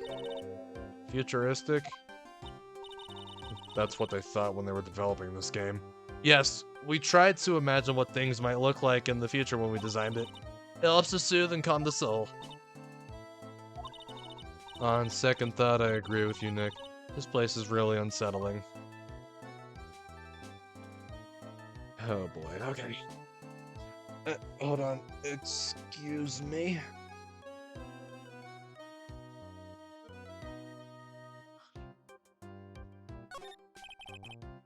He's really pounding that keyboard, isn't he? Oh wow! I bet that's where the pro and programmer comes from, huh? I guess I shouldn't be resting on my laurels. Gotta expand my skill set and all that. Yeah, that's a good idea. Maybe I could become Old City's apprentice. And what about your spirit medium training?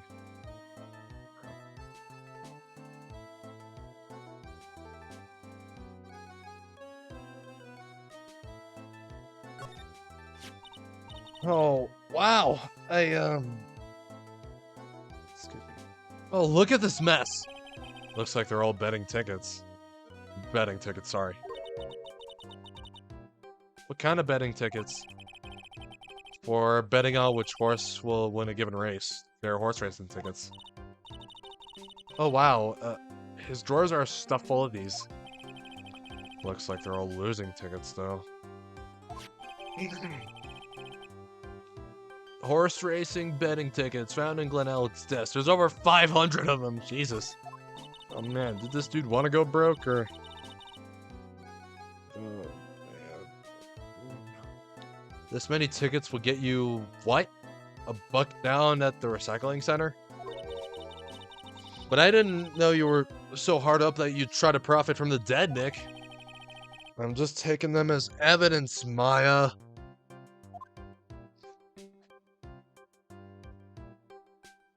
Oh, I think I get it. He wasn't listening to a horse. He wasn't listening to the lottery. He was betting on a horse race.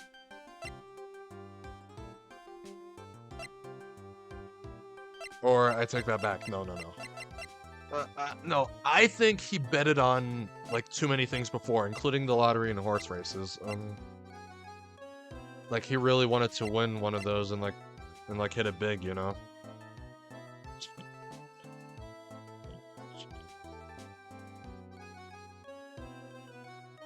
Anyways, alright. Now let's see here. What if we present his profile?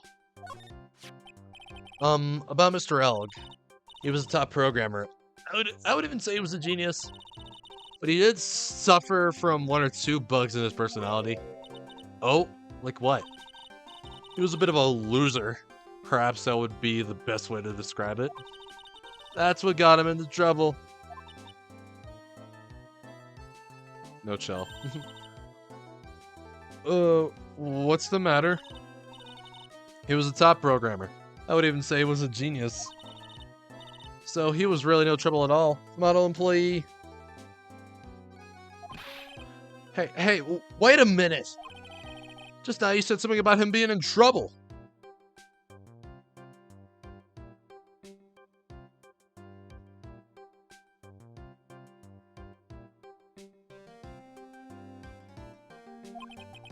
We've got to find out what this trouble was exactly.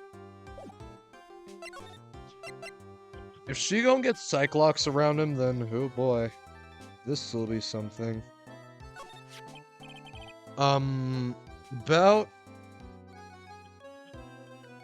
About Mr. Elg. Was he in some kind of trouble? I'm sorry? Why would you think that? I thought you said something about it just now. You said he got himself into trouble because he was a bit of a loser. And there, oh boy, and there they are. How many of them? 3. 3 Cyclops? Hey man, there were 5 of them on Matt on guard. I guess Mr. Elg is like every other man with his own palace secrets.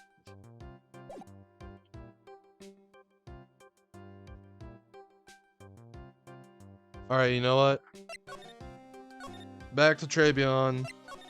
Here we go. Environment Square, and oh hey, the scooter. Oh wait, he's here too, ain't he? I don't see any sign of Mr. Kudo, do you? Maybe he went to buy another ton of bird seeds. I was kinda hoping he wouldn't be here anyway. Well, at least not for now.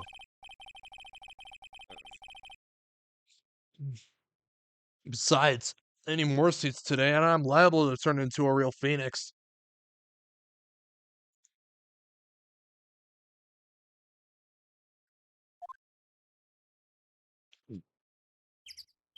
Jesus, okay.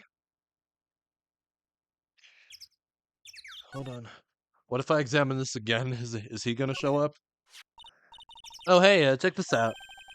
I wouldn't get too close to that if I were you, otherwise you might be in for a shock.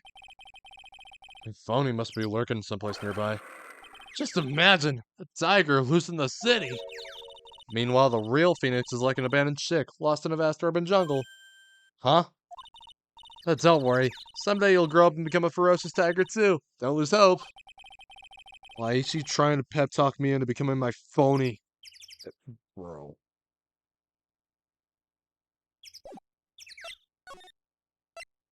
Thunderlander.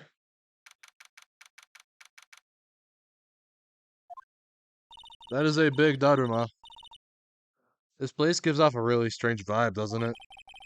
Looks like the tiger isn't in his lair.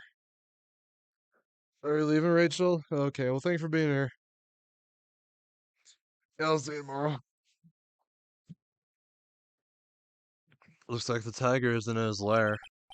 And that is, as they say, a very good thing. Welcome. Talk about a creepy voice. You just don't want to shrivel up and die! Oh. You're here. To discuss alone? No, not exactly. The manager is away at the moment. Wait quietly. Please.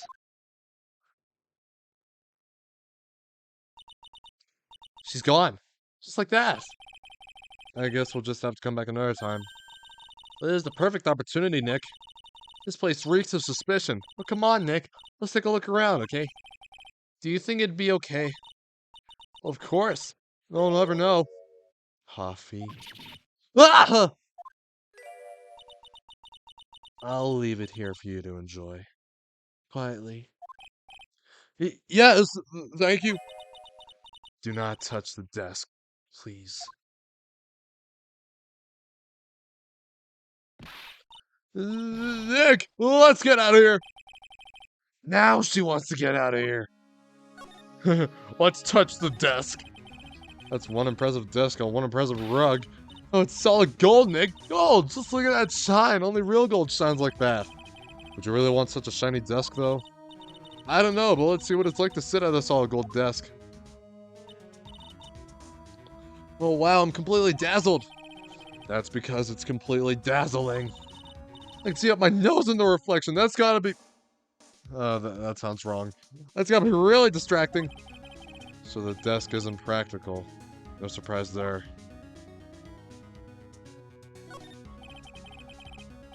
There's a CD player on the desk, but the desk is so loud, it's a wonder you can hear it. What do you mean the desk is so loud? The lid's open. I wonder what kind of music the tiger's into. Have you finished the coffee? Ah! Yes, thanks. It was lovely. So, you drank it. All?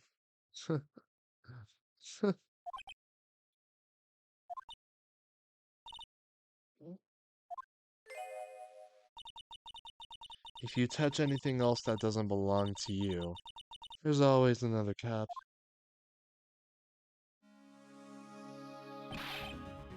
That coffee!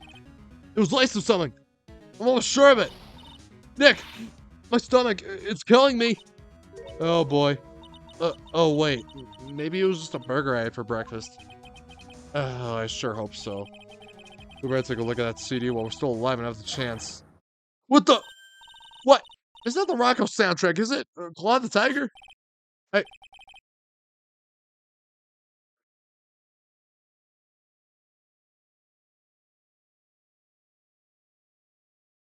Are you serious? Are you serious? Yeah.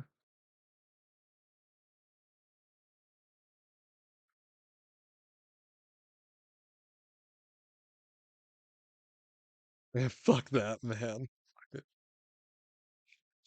It's it's a demo CD. The artist's name has been handwritten on the disc in pen. MC Bomber. What? This must be the CD Maggie told us about. Let's listen to it. I mean, it's heavy metal. No way. That one will make us drink more coffee if we do.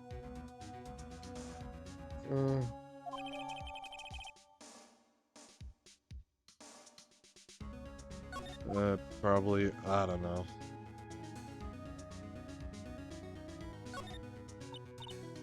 Oh, no. Someone's dropped the ashtray on the floor. That's gonna be a nightmare to clean up. Yeah, it's all over the rug and everything. I only knocked over a really big space heater once. Cleaning up was such a pain. It was one of those super antiques where you have to burn a ton of charcoal. How did she manage to knock one of those over? Aren't they supposed to be super heavy? Oh, hey, there's a book of matches here too. Matches, huh? Places don't give those out much nowadays. Hey, wait a second! What is it? Look what's printed on its cover. It says Trebion. Matches used for advertising, found line and tenor lender. These matches could come in handy. You might be able to use them. Yeah. The pilot light for the office spoiler keeps going out. Swing and a miss, Maya. Swing and a miss.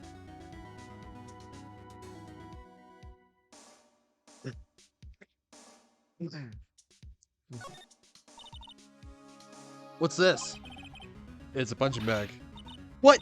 No way! No one catch me walking around with a bag like that! What do you mean walking around? The design's gross to start with, and it's way too heavy to be practical. Now why is it called a punching bag? Don't people know messenger bags are in? Oh my god, Maya. I knew it. I was right before back at Trebion. Paris fashion is more my thing. I really, really hope she's pulling my chain on this one.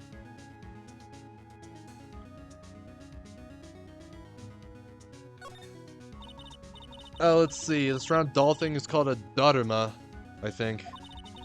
I figured I'd read a book or two and be more cultured, well, in case you're wondering. You mean you aren't making stuff up for a change? But you also didn't know that no matter what, he'll always rat himself. Go on, Nick. Give him a good shove. Only if I feel like dying. No, this yellow thing. This Japanese chess piece. I think it's a king. Not that I'm an expert or anything. I'm more of a reversey person, you know. Assuming she knows what she's talking about, these aren't exactly your typical mobster wannabe items. They're not trophies, are they? Hey, there's a piece of paper sticking out from under here. What is it? A repair bill? Looks like he did some repair work on his car. But does he even have one? $15,000 to replace a bumper and a light? That's insane! Well, the car is registered to the Cadaverinis? That's a big name. Huh? So it's not even the Tiger's car? Why would someone else's repair bill be in the Tiger's office?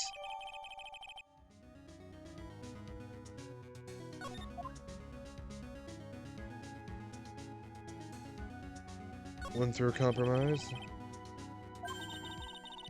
I wonder what that's supposed to mean. It must mean something if they took the trouble to frame it like that. Yeah, well, it still doesn't make any sense to me. Oh boy. That's... Ah! That's Tenderlander's guiding principle. Oh? Compromise the customer to win. I see. How about you, Nick? Yeah, well, as long as we don't have to compromise my hair, I'd say we're okay. That's one slogan no business owner should ever explain to their customers. Ugh.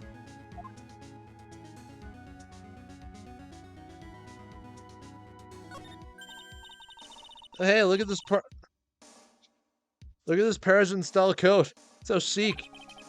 Looks more like a pimp coat to me. Guess I haven't got an eye for fashion. Hey, look at this. This suit is the same color as the one you wear, Nick. The same color as my suit?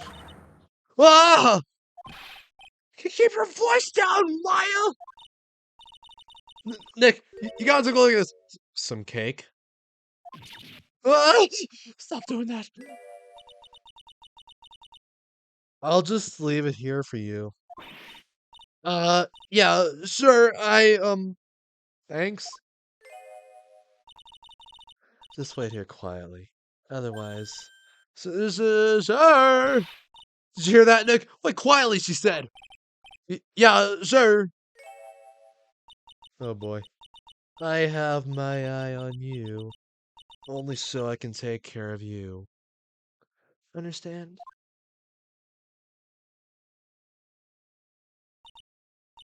I'm scared, Nick.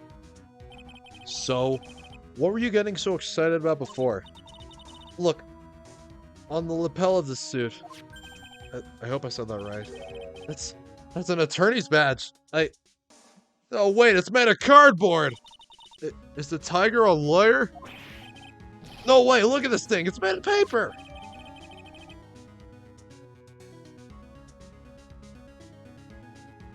Made of cardboard and painted to look authentic. Found a Tenderlander. For some reason, your badge suddenly looks really cheap to me, Nick. Oh, shut up, Maya. Why doesn't anyone recognize an obviously fake badge when they see one? Ah! And there goes a very long scream again. Fuck. Ah! Ow! Ah! Come up from under the desk, Maya! What is this snooping around my office for? Nothing, we're just... Ah! My brother's coming, you got that spot, my ring! You're gonna wish your ugly feet never came through my door! Bro. It wasn't us, it was already like... You just wanna argue with me? Is that what you're doing? You think you can sack me off?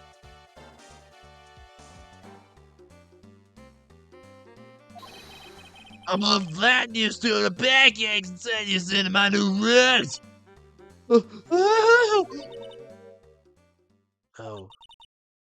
Don Tigre. You're back. The voice. It's like evil seeping into your head through your ears.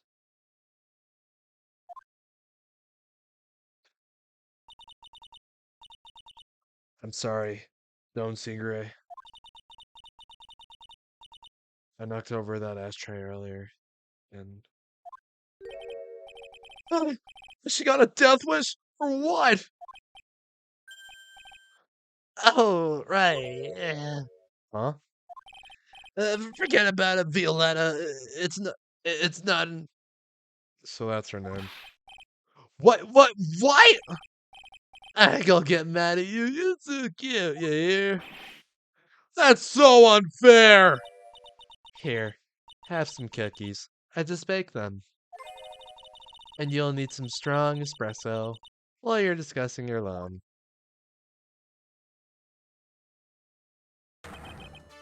Ah! Finish right. Yes? You seem crazy and just plain stupid to chase after me. I worked so hard, but now you just gotta come and mess up my plan. So it was him. He's my phony. But I don't care. No one gets in my way. What?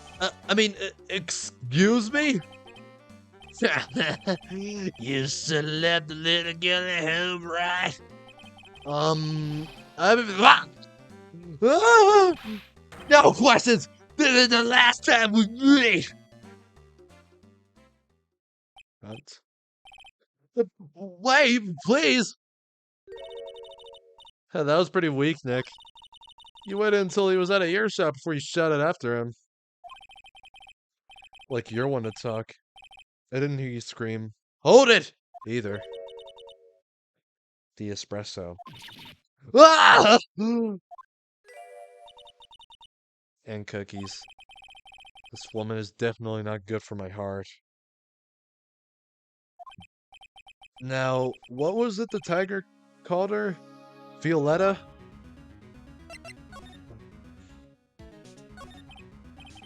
So, I'm kind of curious about her company, Tender Lender. With the warm and friendly atmosphere you'd expect from a family-sized business. A conscientious rate of interest, and an attractive repayment policy. Why do I get the feeling this sentence is not gonna end well? We will tenderly lend you that little bit extra. Here at Tender Lender. Hey, Nick, things are a bit tight for Writing Co at the moment, aren't they? I mean, there's that $500 you owe me from our card game for starters.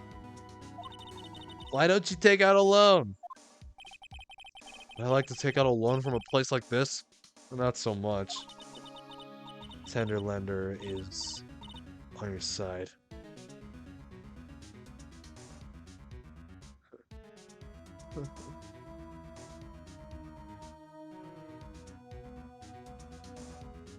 I don't know if that was a fourth wall break or not, but I'm gonna question it.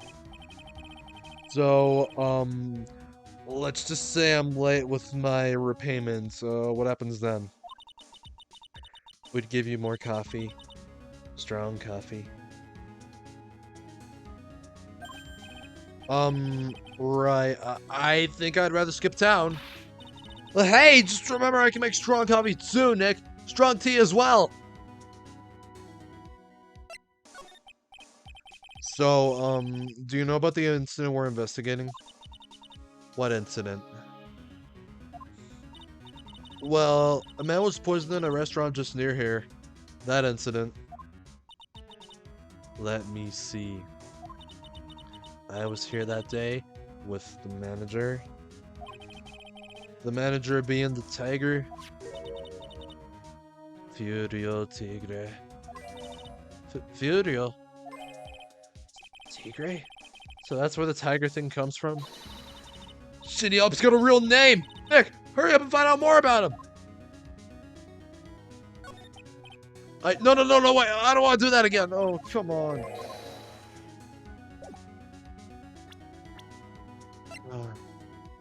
Age 42.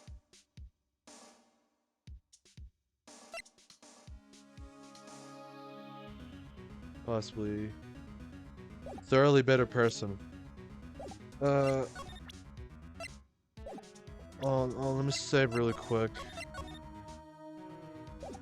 Don't want to lose progress.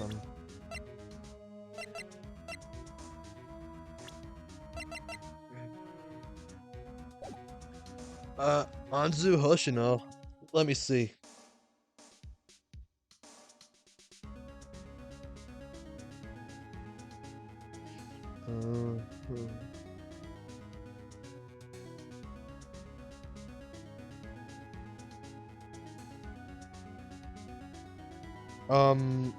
I don't see it.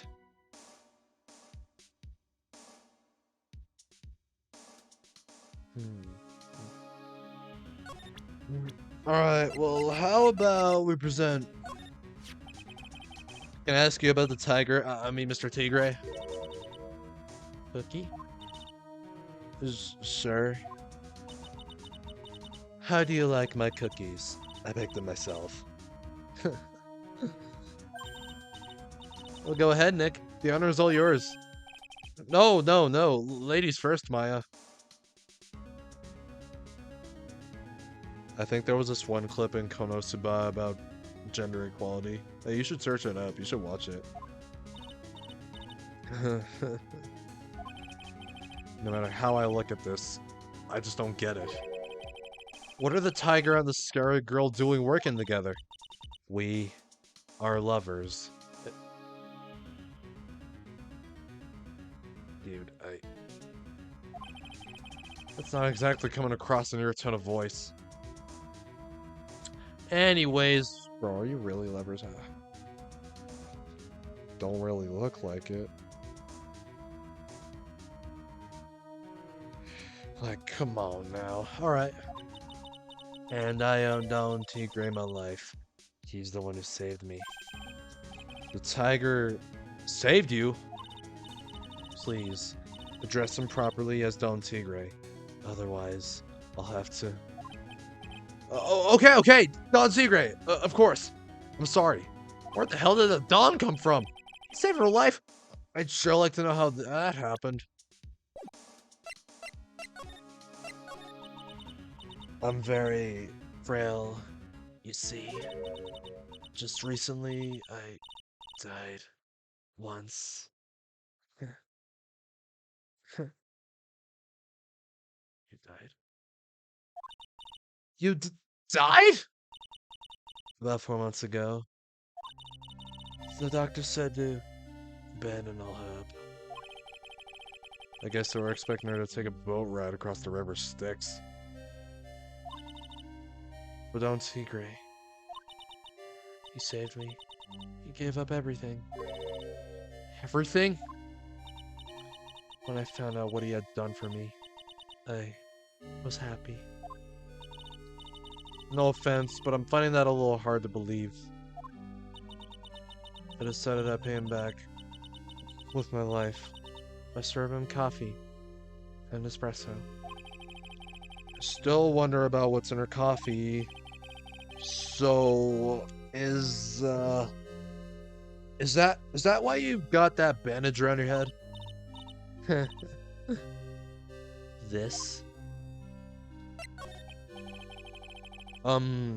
So what's the story with that bandage? They put it on after the operation. Operation? It's just a little injury. A little fatal injury.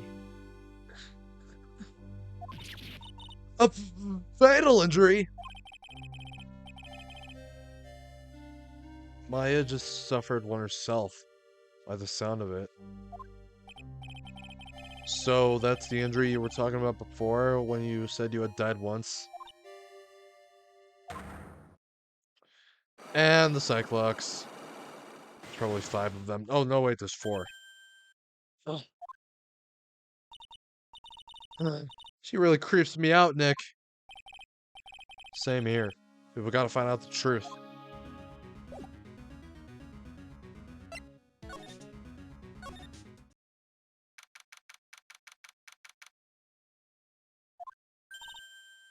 Ah, there he is. Let's see, he's back feeding the pigeons again.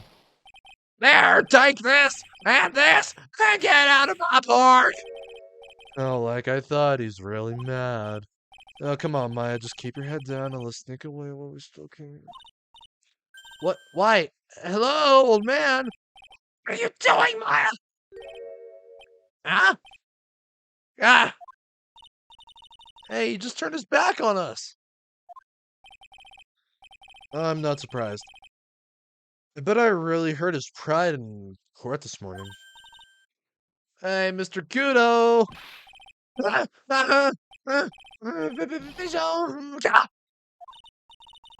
Look, we really need to talk to you, alright? Out with the demons! And with good fortune! Ow, ow, ow! The seed shell splitters! Painful! Why do you do my girl Maya like that? Come on. I always knew you were a demon, Maya. Oh, shut up, Nick! I'm sorry about what happened in court earlier today.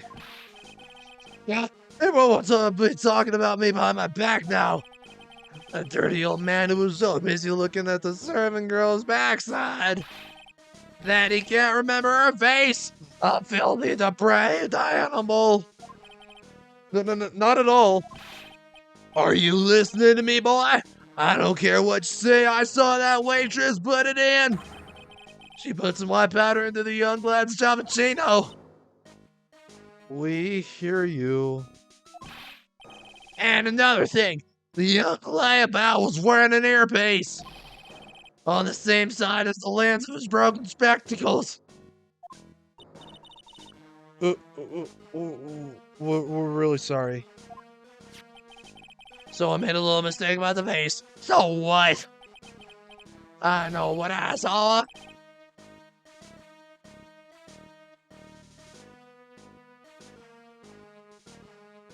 What? What?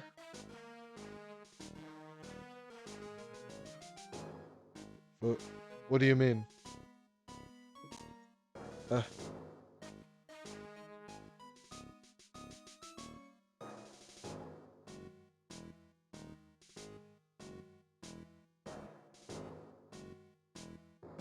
know what I saw. I tell you. Okay, take it easy, please, Mr. Kudo. Don't tell me to take it easy. Here's my air, Brad. Take this. Oh,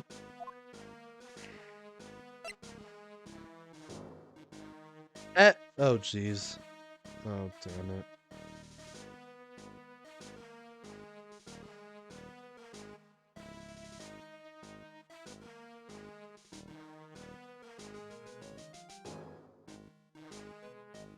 Hold on, give me a second.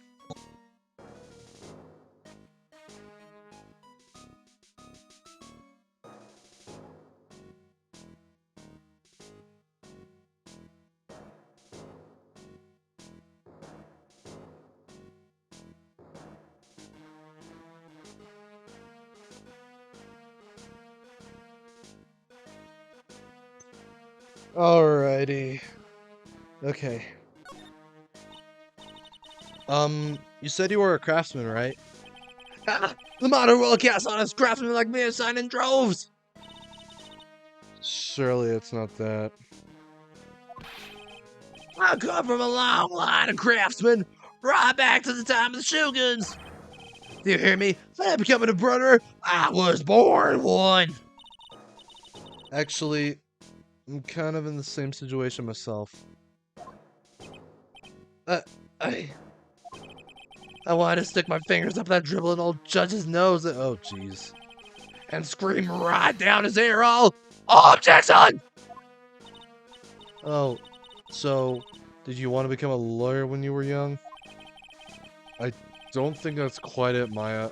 I think he's just in a bad mood, that's all. I've got a tsunami of frustration inside and it's ready to burst out. If we let him start rambling now, we might never shut him up. What do I do? Oh my god, suck it up. Oh man, even the game hates you.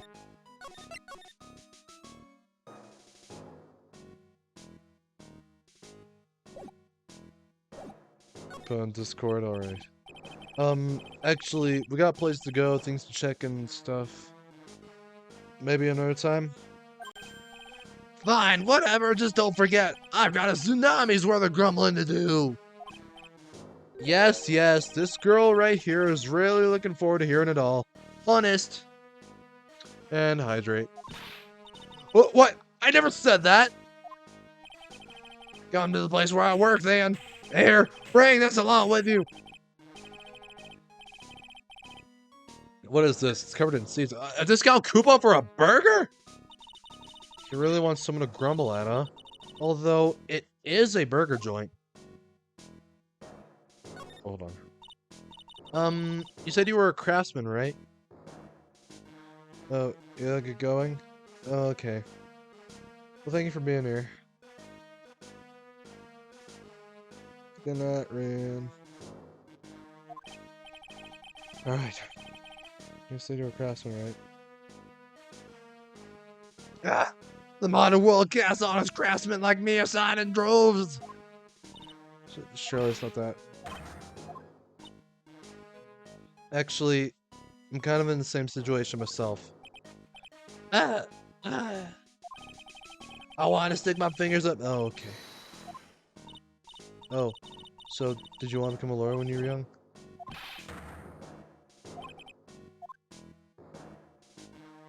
Oh, wait, we gotta suck it up. Oh. Guess I better let him talk. So, there's not much call for craftsmen these days, then? Of course not, you idiot. All I'm good for nowadays is running errands. Errands? Everyone takes advantage of the elderly.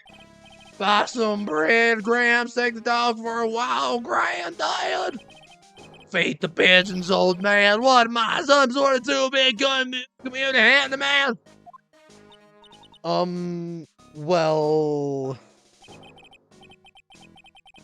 Buy some bread, now that I can understand. But what's the point of feeding some seeded pigeons? Why don't people say what they mean? Get lost, that's what they're trying to say. Oh yes, I'm just an inconvenience, you see. At home, at that restaurant, I just get in the way, don't I? I'm sure you don't. Wait a minute. What did he just say? At home and at that restaurant? Hold up. By restaurant, are you talking about Trebion? Did you get asked to run an errand there too? Yes, I did. The very day that young brat was poisoned. What? The errand. So on the day of the incident, what were you asked to do? Glad you asked, boy, because I'll tell you what I was asked to do. All of a sudden, that young lad slumped over the table. The serving girl collapsed. And I broke that vase. It all happened so fast, I was in a bit of a daze, you see. Then the owner shouted over to me. Excuse-moi, you call la police. Call them yourself. I should have said back, but I didn't think of it at the time. So, did you end up calling the police? Like I said, I was in a bit of a daze. Did you call them on your cell phone? Do I look like I have one of those newfangled thingamajigs? I went out looking for a payphone, of course. You went looking for one? I couldn't find one right away, you know. Wandered around for 5 minutes or so. 5 minutes? So for 5 minutes after the incident happened? Yes, sirree. The owner was at Trebion on his own. Why didn't you mention this in court this morning? Well, I would have if you'd given me the chance. But you all bullied me out of the courtroom. Thank you, Mr. Kudo. You clearly earned your kudos for today.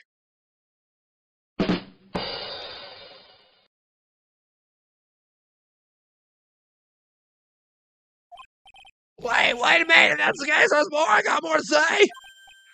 Oh, yes. I remember something else. Bailiff, escort the witness out of the courtroom. It's not my fault. You're the ones to blame. You could have at least told us before we got to court. Is it really that important that Mr. Kudo was the one who called the police? What's important is the unaccounted time before the police arrived. The victim was dead, and Maggie was unconscious. Which leaves that woman, that man, alone in the restaurant. Mr. Kudo might have been chased out of the place on purpose. What do you mean? maybe a certain someone didn't want him in the restaurant. Ah! Oh, sure, you go ahead and say I was in the way as usual. I suppose I should have been getting myself covered in piss and poop instead. We need to get more details about what exactly happened. From Maggie. And from Mr. Armstrong. But we will do that, I'd say, tomorrow. So we're really coming down to the wire here. Yep, I'd say that is about it this time around. That is it. We are done. We'll be back with this tomorrow. Hell, maybe we might even finish the case tomorrow. I don't know. We'll see. Actually, I don't know.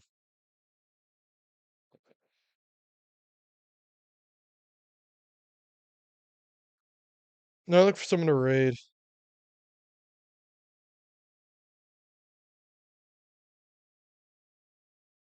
So let me see. I think I know who we will raid. Or... No, I don't. I just started looking for someone. How about...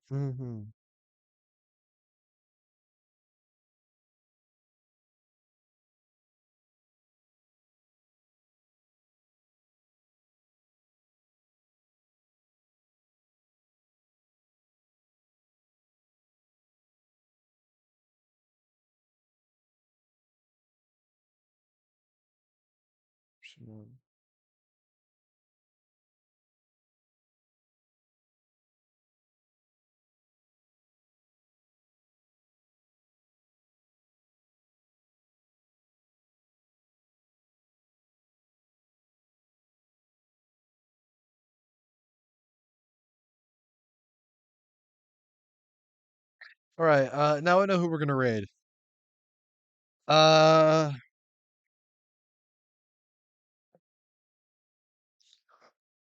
We're gonna raid Bubakai. And he is currently playing Phasmophobia with a couple of friends at the moment.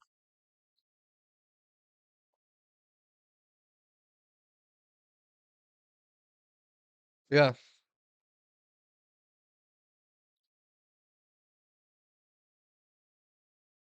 I'd say that is it this time around. So yeah. I'll be back tomorrow with this. Really don't know what's next. No, really, I don't. I don't know. I think Viola might be the real killer. It seems like. I don't know. It seems like it. It seems plausible. I don't know. We'll just have to wait and see. Well, anyways. Yep, we are done. Thanks for hanging out, and a big cheers to you for watching. Well, good night. There'll be more countless nights.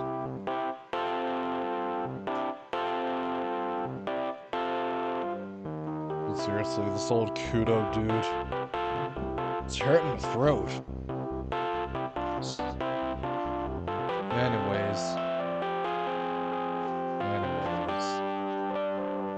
Mwah.